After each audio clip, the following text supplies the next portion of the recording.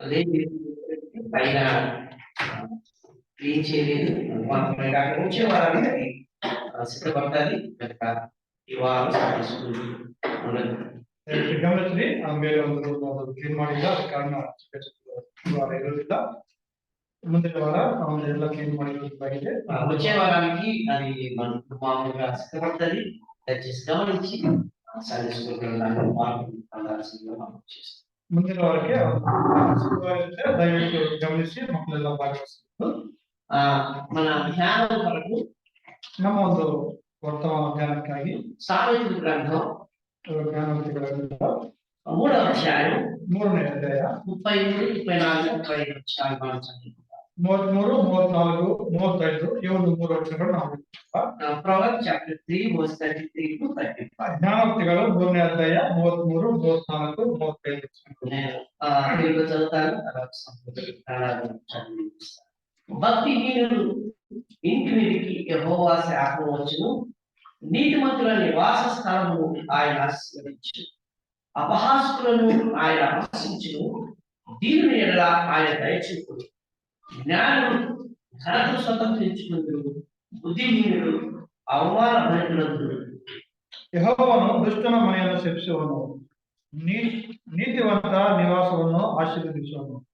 ಯಾರು ಧರ್ಮವನ್ನು ತಿರಸ್ಕರಿಸುವವರೋ ಅವನನ್ನು ತಿರಸ್ಕರಿಸುವನು. ಜನರಿಗಾದರೂ ಕೃಪೆಯನ್ನು ಅನುಗ್ರಹಿಸುವನು. ಜ್ಞಾನವಂತರು ಸನ್ಮಾನಕ್ಕೆ ಬಾಧ್ಯರಾಗುವರು, ಜ್ಞಾನಹೀನರಾಗುವ ಬಹುಮಾನವು ಅವಮಾನವೇ.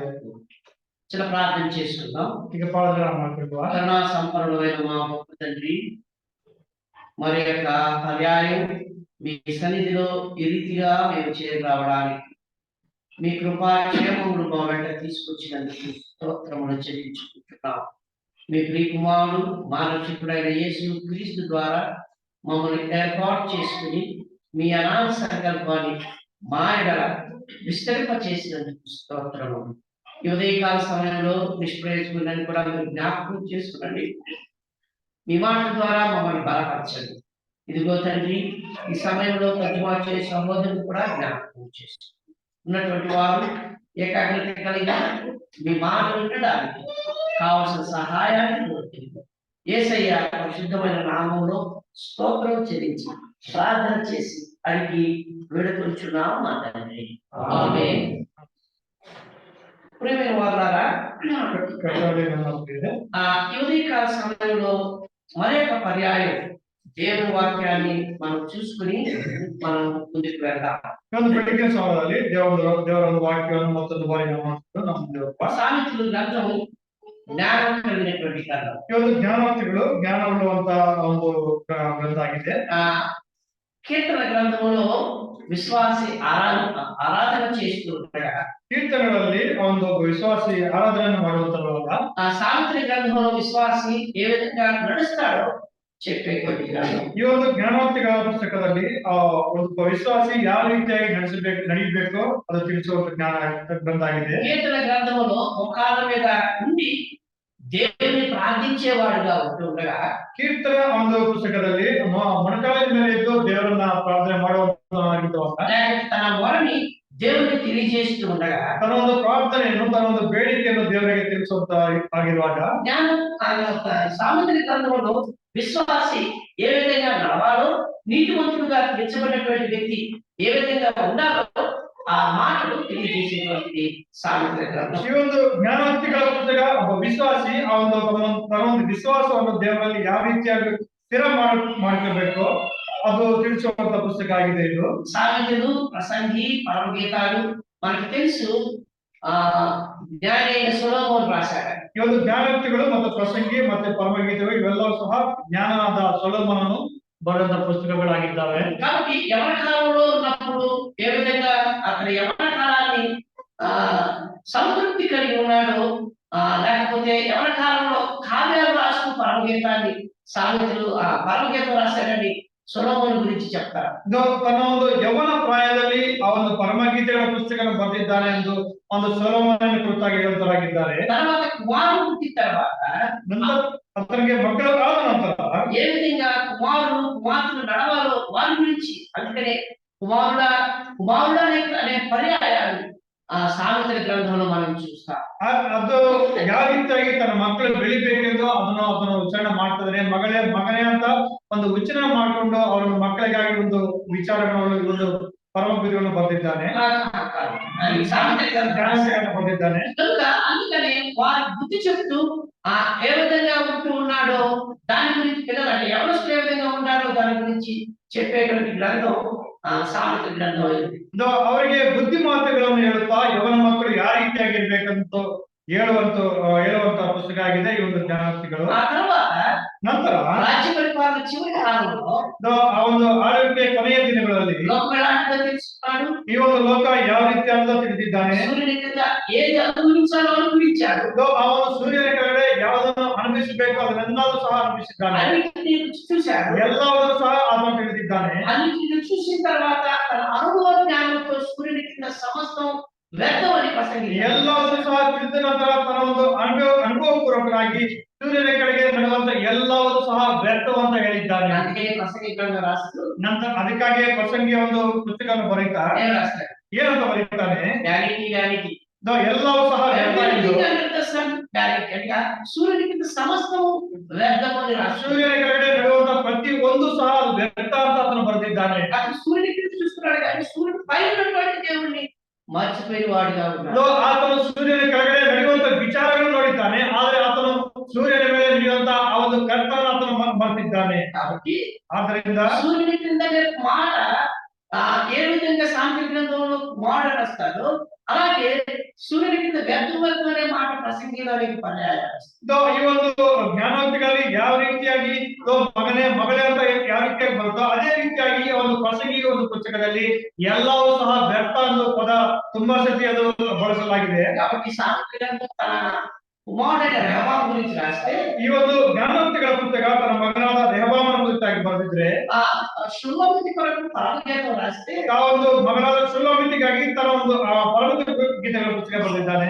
మనము ప్రసంగి వచ్చేటప్పటికి ಈ ಒಂದು ಪ್ರಸಂಗಿ ಪುಸ್ತಕಕ್ಕೆ ಬರುವಂತ ಸಮಯದಲ್ಲಿ దీని గురించి ఫలితార్థం ఒకటే అని చెప్పి చివరి అధ్యాయంలో రాస్తున్నాడు. ಇವು ಎಲ್ಲದಕ್ಕಿಂತ ಒಂದು ಸಿಗುವಂತ ಫಲಿತಗಳು ಒಂದೇ ಆಗಿದ್ದಾವೆ ಅಂತ ಕೊನೆಯ దేవుని యందు భయభక్తులు కలిగి ఆయన కట్టడలను అనుసరించి మానవ విధి అని ప్రసంగి ದೇವರ ಮೇಲೆ ಭಯಭಕ್ತಿ ಉಳ್ಳವರಾಗಿದ್ದು ಆತನು ಕೊಟ್ಟಂತ ಶಾಸನಗಳನ್ನು ನಡೆಸುವುದೇ ಮನುಷ್ಯನ ವಿಧಿ ಅಂತ ಅಲ್ಲಿ ಬರೆದಿದ್ದಾರೆ.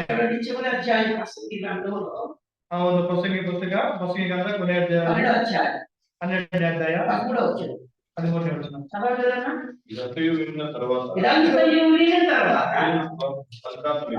తేలిన ఫలితార్థం ఇదే. దేవుని యందు భయభక్తులు కలిగి ఉండి దేవుని యందు భయభక్తులు కలిగి ఉండి ఆయన కట్టడలను నడుచుచుండవలెను. ఆయన కట్టడలను అనుసరించి నడుచుచుండవలెనని మానవ కోటికి మానవులందరికీ ఇది డ్యూటీ. విధి అంటే డ్యూటీ. ವಿಷಯವು ದೇವಿದು ಎಲ್ಲವೂ ಕೇಳಿಂಗಿ ಕುರಿತು ದೇವರಿಗೆ ಭಯಪಟ್ಟು ಆತನ ಆಜ್ಞೆಗಳನ್ನು ಕೈಕೊಂಡು ಮನುಷ್ಯರೆಲ್ಲರ ಕರ್ತವ್ಯವೂ ಇದೆ. కర్తవ్యం ఉండే కర్తవ్యే అది మన డ్యూటీ, అది మన కర్తవ్యం అని తేల్చి చెప్పారు. ಆ ಒಂದು ಇದು ಒಂದು ನಮಗೆ ಅವರ ಕಟ್ಟಳೆ ಆಗಿದೆ ಅಂತ ಬರೆದಿದ್ದಾನೆ. కాబట్టి మనం జ్ఞాపకం చేసుకున్నాం. ಆದ್ರಿಂದ ಈ ಒಂದು ಮಾತುಗಳನ್ನು ನಾವು ನೆನಪು ಮಾಡಿಕೊಂಡಿದ್ದಾಗ సామెతలు సొలొమోను చాలా క్లుప్తంగా తన యొక్క జీవితాన్ని ముగించినట్టుగా మనం చూస్తాం. ಈ ಒಂದು ಜ್ಞಾನಿಯಾದ ಸೊಲೊಮೋನನು చాలా ತುಂಬಾ ಪರಿಮಿತಿಯಾಗಿ ತನ್ನ ಒಂದು ಜೀವನವನ್ನು ಮುಗಿಸಿದನ್ನು ನೋಡಬಹುದು. కాబట్టి అతను ఉన్నటువంటి ఐశ్వర్యము, అతనికి ఉన్నటువంటి ఘనత, అతనికి ఉన్నటువంటి రాజ్యాన్ని మనం చూసినప్పుడు మన ప్రభువైన యేసుక్రీస్తు యొక్క వెయ్యేళ్ల పాలన చూపుతుంది. ಈ ಒಂದು ಸೊಲೊಮೋನಿಗಿದ್ದಂತ ಆ ಒಂದು ಜ್ಞಾನ, ಆ ಒಂದು ಐಶ್ವರ್ಯ, ಆ ಒಂದು ಆಳ್ವಿಕೆ, ಇದು ಎಲ್ಲವನ್ನೂ ಸಹ ನಾವು ನೋಡಿದಾಗ ನಮ್ಮ ಕರ್ತನಾದ ಯೇಸು ಕ್ರಿಸ್ತನಿಗಿದ್ದಂತ ಆ ಒಂದು 1000 ವರ್ಷಗಳಂತ ಆ ಒಂದು ಪಾಲನೆಯನ್ನು ನಾವು ನೋಡಬಹುದು.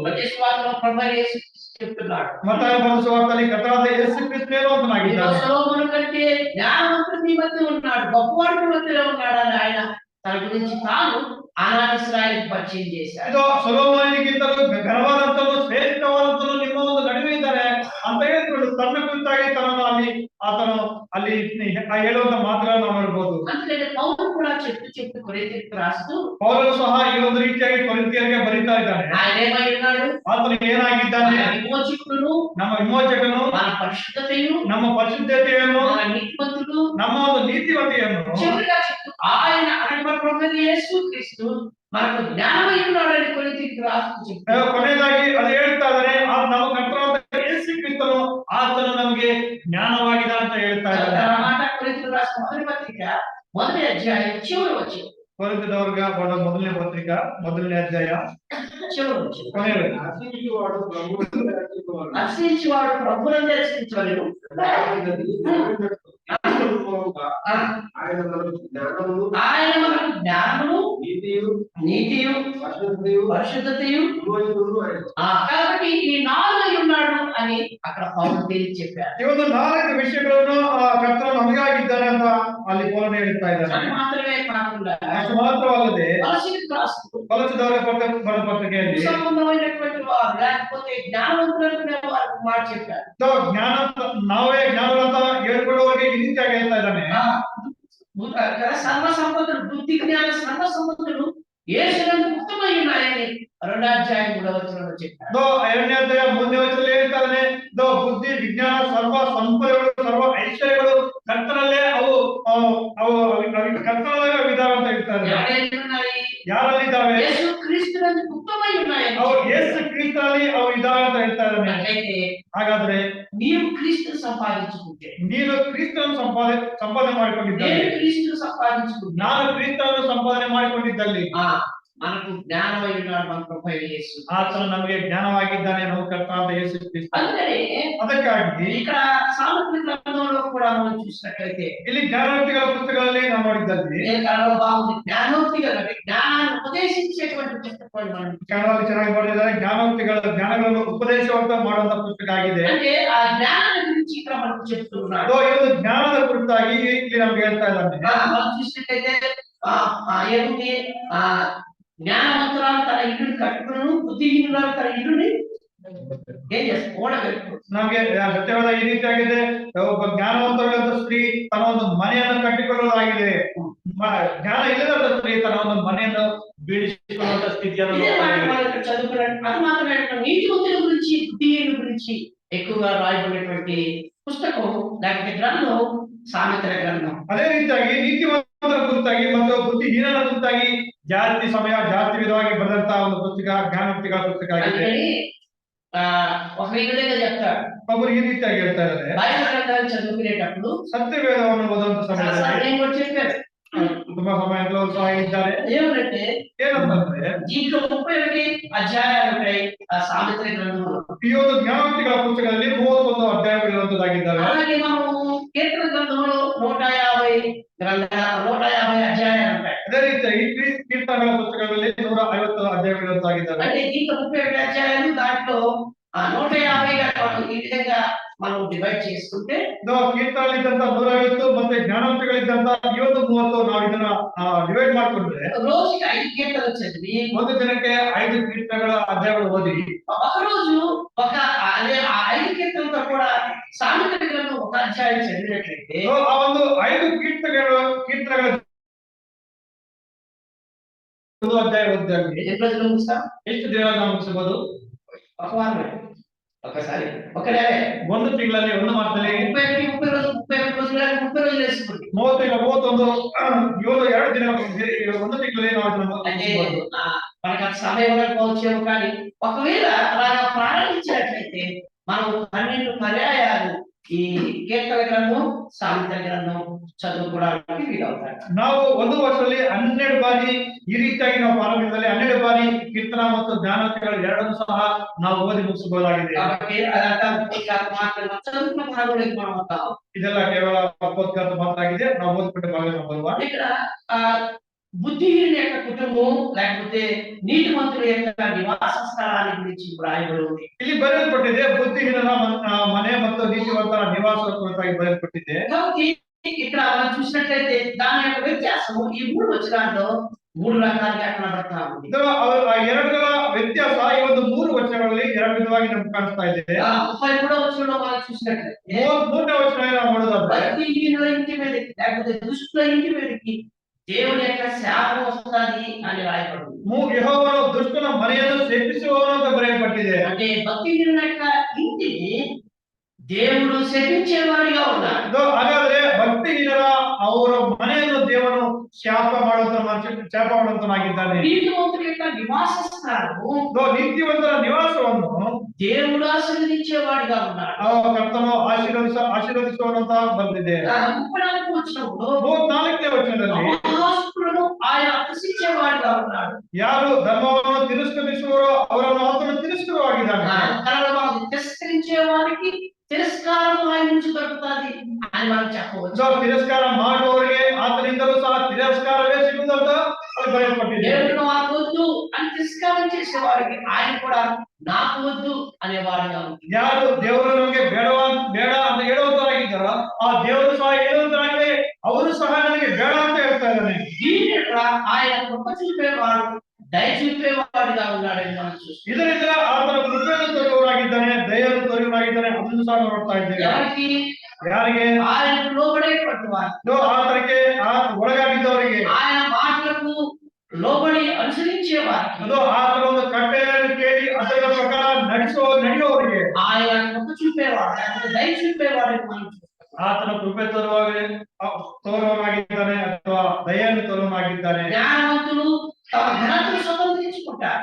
ಜ್ಞಾನರು ತಮ್ಮೊಂದು ಘನತೆಯನ್ನು ಸ್ವಾಧೀನ ಮಾಡ್ಕೊತಾರೆ. బుద్ధిహీనులు అవమానం పొందుతారు. ಈ ಒಂದು ಬುದ್ಧಿಹೀನ ಮನುಷ್ಯರು ಅವಮಾನವನ್ನು ಹೊಂದುವಂತಾಗಿದ್ದಾರೆ. ఈ విధంగా చెప్తున్నాం. ಈ ರೀತಿಯಾಗಿ ನಾವು ಹೇಳ್ಕೊಳ್ಬಹುದು. నీతిమంతులు ఆశీర్వాదం పొందుతారు. ನೀತಿವಂತರು ಆಶೀರ್ವಾದ ಹೊಂದುವರಾಗಿದ್ದಾರೆ. నీతిమంతులు దేవుని కృపను పొందుతారు. ನೀತಿವಂತರು ದೇವರ ಒಂದು ಕೃಪೆಯನ್ನು ಹೊಂದುತ್ತಾರೆ. నీతిమంతులు మనం చూసినట్లయితే జ్ఞానం స్వతంత్రించుకుంటారు. ನೀತಿವಂತರು ನಾವು ನೋಡುವುದಾದ್ರೆ ಅವರು ಘನತೆಯನ್ನು ಸ್ವಾಧೀನ ಮಾಡಿಕೊಳ್ಳುವರಾಗಿದ್ದಾರೆ. అలా కాకుండా ಆ ರೀತಿಯಾಗಲ್ಲದೆ దేవుడు మాకు వద్దు, ದೇವರು ನಮಗೆ ಬೇಡ, దేవుడు తిరస్కరిస్తాం, ದೇವರನ್ನು ನಾವು ತಿರಸ್ಕಾರ ಮಾಡ್ತೇವೆ, దేవుడు అంటే మాకు ఆయన అసహ్యం అనుకునేమో, ದೇವರಂದ್ರೆ ನಮಗೆ ಅಸಹ್ಯ ಎಂದು ತಿಳಿಯುವವರು ఏమొస్తుంది? ಅವ್ರಿಗೆ ಏನು ಬರುವುದಾಗಿದೆ? అవమానం కలిగేదిగా ఉంది. ಅವರಿಗೆ ಅವಮಾನ ಆಗುವುದಾಗಿದೆ. దేవుని కృపను పొందలేకపోతున్నారు. ಅವರು ದೇವರ ಕೃಪೆಯನ್ನು ಸಹ ಹೊಂದಲಿಕ್ಕೆ ಸಾಧ್ಯವಿಲ್ಲ. వారు తిరస్కారాన్ని చేరుకునేవారు. ಅವರು ದೇವರಿಂದಲೂ ಸಹ ತಿರಸ್ಕಾರವೂ ಸಹ ಹೊಂದುವರಾಗಿದ್ದಾರೆ. అట్లయితే ఈ ఉదయకాల సమయంలో ಹಾಗಾದ್ರೆ ಈ ಒಂದು ಬೆಳಗಿನ ಸಮಯದಲ್ಲಿ మన కుటుంబ, ನಮ್ಮೊಂದು ಕುಟುಂಬಗಳು, మన నివాస స్థానాలు, ನಮ್ಮೊಂದು ನಿವಾಸ ಸ್ಥಾನಗಳು, మన ఇల్లు, ನಮ್ಮೊಂದು ಮನೆಗಳು, ఈ రెండు కుటుంబాలకు ఏదో ఒకదానికి సంబంధించినవి కూడా ಈ ಒಂದು ಎರಡು ಕುಟುಂಬಗಳ ವ್ಯತ್ಯಾಸಗಳು ಯಾವುದೋ ಒಂದಕ್ಕೆ ಸಂಬಂಧಪಟ್ಟದ್ದು ನಮ್ಮೊಂದು ಕುಟುಂಬಗಳ ಮನೆಗಳಾಗಿದ್ದಾವೆ. రెండు కుటుంబాలకు సంబంధించి ఉండవు. ಎರಡು ಸಹ ಆಗಲಿಕ್ಕೆ ಸಾಧ್ಯ ಇಲ್ಲ. ఏదో ఒక కుటుంబానికి ఆశీర్వాదం ఇవ్వబడిన కుటుంబంగా ఉండాలా, లేకపోతే అవమానం పొందే కుటుంబంగా ఉండాలా? ಯಾವುದೋ ಒಂದು ಕುಟುಂಬ ಮಾತ್ರವೂ ಸಹ ಆಗಿರುತ್ತದೆ. ಒಂದು ಆಶೀರ್ವಾದ ಹೊಂದಿರೋ ಕುಟುಂಬ ಅಥವಾ ಅವಮಾನವನ್ನು ಹೊಂದಿರೋ ಕುಟುಂಬ ಮಾತ್ರ ಆಗಿರುತ್ತದೆ. ఒక కుటుంబం దృష్టిలోనే ಒಂದು ಸಮಯದಲ್ಲಿ ನಾವು ದುಷ್ಟ ಜನರಾಗಿದ್ದೇವೆ, తిరస్కారం చేసినటువంటి వారు, ಒಂದು ಸಮಯದಲ್ಲಿ ನಾವು ದೇವರನ್ನು ತಿರಸ್ಕಾರ ಮಾಡಿದವರಾಗಿದ್ದೇವೆ, బుద్ధిహీనులమే. ಒಂದು ಸಮಯದಲ್ಲಿ ನಾವು ಬುದ್ಧಿಹೀನರಾಗಿದ್ದೇವೆ. దేవుడు తన మహాకృపను చూపి ಆದ್ರೆ ಆತನ ತನ್ನ ಮಹಾ ಕೃಪೆಯನ್ನು ತೋರಿಸಿ యేసు క్రీస్తు అనే ఆయన ఈ లోకానికి పంపడం ద్వారా, దేవుని కుమారుని లోకానికి పంపడం ద్వారా, ಯೇಸು ಕ್ರಿಸ್ತನೆಂಬ ಅವನು ದೇವ ಮಗನನ್ನ ಈ ಲೋಕಕ್ಕೆ ಕಳಿಸಿಕೊಟ್ಟದರ ಮುಖಾಂತರ ఆయన ద్వారా మనం రక్షింపబడ్డాం. ಆತನ ಮುಖಾಂತರ ನಾವು ರಕ್ಷಣೆಯನ್ನು ಹೊಂದಿದ್ದೇವೆ. కాబట్టి ఇక్కడ మనం చూస్తున్నాం, ಆದ್ರಿಂದ ನಾವು ಇಲ್ಲಿ ನೋಡ್ತಾ ಇದ್ದೇವೆ, నీతిమంతుడు యెహోవా చేత ఆశీర్వదింపబడ్డాడు. ನೀತಿವಂತನು ಯೆಹೋವನಿಂದ ಆಶೀರ್ವಾದ ಹೊಂದುವವನಾಗಿದ್ದಾನೆ. వారి నివాస స్థానములు ಅವರ ಒಂದು ನಿವಾಸ ಸ್ಥಾನಗಳು ఆశీర్వదింపబడి ఉన్నాయి. ಅವು ಆಶೀರ್ವಾದ ಪ್ರಕಟವಾಗಿದ್ದಾವೆ. ఆశీర్వాదం అంటే ಆಶೀರ್ವಾದ ಎಂದಲ್ಲಿ మానవుడికి లేకపోతే లోపల వారికి కనబడేటువంటి వస్తువాహనాలు, లేకపోతే సమృద్ధికరమైనటువంటి జీవితం, అది ఆశీర్వాదం అనుకుంటారు. ಈ ಲೋಕದಲ್ಲಿರುವಂತಹ ಮನುಷ್ಯರು ಅವರ ಕಣ್ಣಿಗೆ ಕಾಣುವುದು ಅವರು ಅನುಭವಿಸುವ ಇವು ಮಾತ್ರವೇ ಸಹ ನಿಜವಾದ ಆಶೀರ್ವಾದ ಅಂತ ಅವರು ತಿಳಿತಾರೆ. ఆరోగ్యం బాగుంటే ఆశీర్వాదం అనుకుంటారు. ಅವರು ಚೆನ್ನಾಗಿ ಆರೋಗ್ಯ ಇದ್ರೆ ಆಶೀರ್ವಾದ ಅಂತ ತಿಳಿತಾರೆ. ఐశ్వర్యం ఉంటే ఆరోగ్యం అనుకుంటారు. ಒಳ್ಳೆ ಐಶ್ವರ್ಯ ಇದ್ರೆ ಅವರು ಆಶೀರ್ವಾದ ಅನ್ಕೋತಾರೆ. ఇంట్లో సమస్తము కలిగి ఉంటే ఆశీర్వాదం. ಎಲ್ಲವನ್ನು ಸಂತೃಪ್ತಿಯಾಗಿ ಹೊಂದಿರುತ್ತಾರೆ, ಅವರು ಆಶೀರ್ವಾದ ಅನ್ಕೋತಾರೆ. అయితే ಆದ್ರೆ అది కనపడేటువంటిది తాత్కాలికమైంది. ಅದು ಕೇವಲ ಸ್ವಲ್ಪ ಕಾಲ ಮಾತ್ರವೇ ಕಾಣುವಂತದ್ದಾಗಿದೆ. అది కొంతకాలం మాత్రమే ఉండేటువంటి, ಅವು ಸ್ವಲ್ಪ ಸಮಯ ಮಾತ್ರವೇ ಇರುವಂತದ್ದಾಗಿದೆ. అది అందరికీ ఉండొచ్చు. దేవుడు ఇస్తే అందరికీ ఇవ్వకుండా ఉండకపోవచ్చు. ಅದು ದೇವರು ಎಲ್ಲರಿಗೂ ಕೊಟ್ಟಿರಬಹುದು, ಇಲ್ಲ ಕೊಡದೇನು ಸಹ ಇರಬಹುದು. అందరికీ ఇచ్చి ఉన్నట్లయితే ಎಲ್ಲರೂ ಕೊಟ್ಟಿದ್ರೆ దేవుడు మర్చిపోయే వారు ఉన్నారు. ದೇವರನ್ನು ಮರೆತು ఈ ಹೋಗುವಂತರಾಗಿದ್ದಾರೆ. జ్ఞానవంతుడైన సొలొమోనుని జ్ఞాపకం చేసి, ಈ ಜ್ಞಾನವಂತ ಸೊಲೊಮೋನನನ್ನು ನೆನಪು ಮಾಡಿಕೊಂಡ್ರೆ ఆ దినాల్లో ಆ ದಿನಗಳಲ್ಲಿ అతను రాసిన సామెతలు లేవు, అతను రాసినటువంటి కవిత్వాలు లేవు, అతను రాసినటువంటి పద్యాలు లేవు, అతనికి కలిగి ఉన్న ఐశ్వర్యము లేదు. ఇదో ఆతనికిద్దంత ಜ್ಞಾನವೂ ಇಲ್ಲ, ನನಗಿದ್ದಂತ ಆತನ ಬರೆದಂತ ಪದ್ಯಗಳು ಕ್ರಮಗಳು ಸಹ ಇಲ್ಲ. ಅದೇ ರೀತಿಯಾಗಿ ಆತನಿಗಿದ್ದಂತ ಯಾವ ಐಶ್ವರ್ಯ ಸಹ ಯಾರಿಗೂ ಸಹ ಇರಲಿಲ್ಲ. గ్రంథంలో మీరు కానీ చదివినట్లయితే పూర్వకాಲ ವೃತ್ತ ಗ್ರಂಥದಲ್ಲಿ ನೀವು ನೋಡಿದ್ರಲ್ಲಿ ఆయన 3000 సామెతలు రాశాడు. ಆತನು 3000 ಜ್ಞಾನೋಕ್ತಿಗಳು ಬರೆದಿದ್ದಾನೆ. అనేకమైనటువంటి వాటి గురించి ఆయన పరీక్షించాడు. ನಾನಾ ರೀತಿಯಾದ ಅವುಗಳ ಮೇಲೆ ಆತನ ಪರೀಕ್ಷೆಯನ್ನು ಶೋಧನೆ ಮಾಡಿದ್ದಾನೆ. ఆయన జువాలజిస్ట్ కూడా, ಆತನ ಜೀವಶಾಸ್ತ್ರ జంతుశాస్త్రానికి సంబంధించిన వాడు, ಆತನ ಜಂತುಶಾಸ್ತ್ರವನ್ನು ಸಂಬಂಧಪಟ್ಟವನಾಗಿದ್ದಾನೆ. శాస్త్రానికి సంబంధించిన వాడు, ವೃಕ್ಷಶಾಸ್ತ್ರವನ್ನು ಸಹ ಸಂಬಂಧಪಟ್ಟವನಾಗಿದ್ದಾನೆ. ఆయన మామూలుగా గోడ మీద మొలిచేటువంటి చెట్ల గురించి కూడా రాస్తాడు. ಆತನು ಆ ಗೋಡೆಗಳ ಮೇಲೆ ಬರುವಂತ ಆ ಒಂದು ಮರಗಳ ಕುರಿತಾಗಿ ಸಹ ಆತನು ಬರೆದಿದ್ದಾನೆ. ఆయనకున్నటువంటి జ్ఞానాన్ని బట్టి అనేకమైన రాజులు వచ్చి ఆయన చెప్పేటువంటి మాటలు వినేవారని సొలొమోను గురించి రాయబడింది. ಸೊಲೊಮೋನನಿಗಿದ್ದಂತ ಆ ಒಂದು ಜ್ಞಾನದಿಂದ ಅನೇಕ ಮಂದಿ ಅರಸರು ಆತನ ಹತ್ರ ಬಂದು ಆತನ ಮಾತುಗಳನ್ನು ಕೇಳುವರಾಗಿದ್ದರು. ఒకవేళ మనం చూసినట్లయితే అక్కడ భోజనం బల్ల కదా, ಒಂದು ಸಮಯದಲ್ಲಿ ನಾವು ನೋಡಿದಾಗೆ ಆತನ ಒಂದು ಊಟದ ಮೇಜಿನ ಬಳಿ 12 సంవత్సరాలకి ఆహారం సిద్ధపరిచేటువంటి 12 మంది అధికారులు ఉండేవారు. 12 ವರ್ಷಗಳಿಗೆ ಆಹಾರವನ್ನು ತಯಾರಿ ಮಾಡುವಂತ 12 ಜನ ಅಧಿಕಾರಿಗಳು ಇರ್ತಾ ಇದ್ರು. అంటే 12 గోత్రాల నుంచి ఒక్కొక్క గోత్రము ప్రతి దినానికి ఇన్ని నెమ్మడి తీసుకురావాలి, ఇంత మాంసం తీసుకురావాలి, ఇన్ని కుందేలు పట్టుకురావాలని చెప్పేటువంటి వారు. అది రాసిన శాస్త్రం. 12 ಜನ 12 ಕುಲದವರು 12 ಗೋತ್ರದವರು ಅವರು ಒಂದೊಂದು ದಿನ ಇಷ್ಟಿಷ್ಟು ಮಾಂಸವನ್ನು ಇಷ್ಟಿಷ್ಟು ನೆವಲಿಯನ್ನು ಅದೇ ರೀತಿಯಾಗಿ ಡ್ರಾಬಿಟ್ಸ್ ಇವೆಲ್ಲ ತರುವಂತರಾಗಿದ್ದಾರೆ. కాబట్టి అంత ఐశ్వర్యవంతుడు ಅಷ್ಟು ರೀತಿಯಾದ ಐಶ್ವರ್ಯವಂತನಾಗಿದ್ದಾನೆ.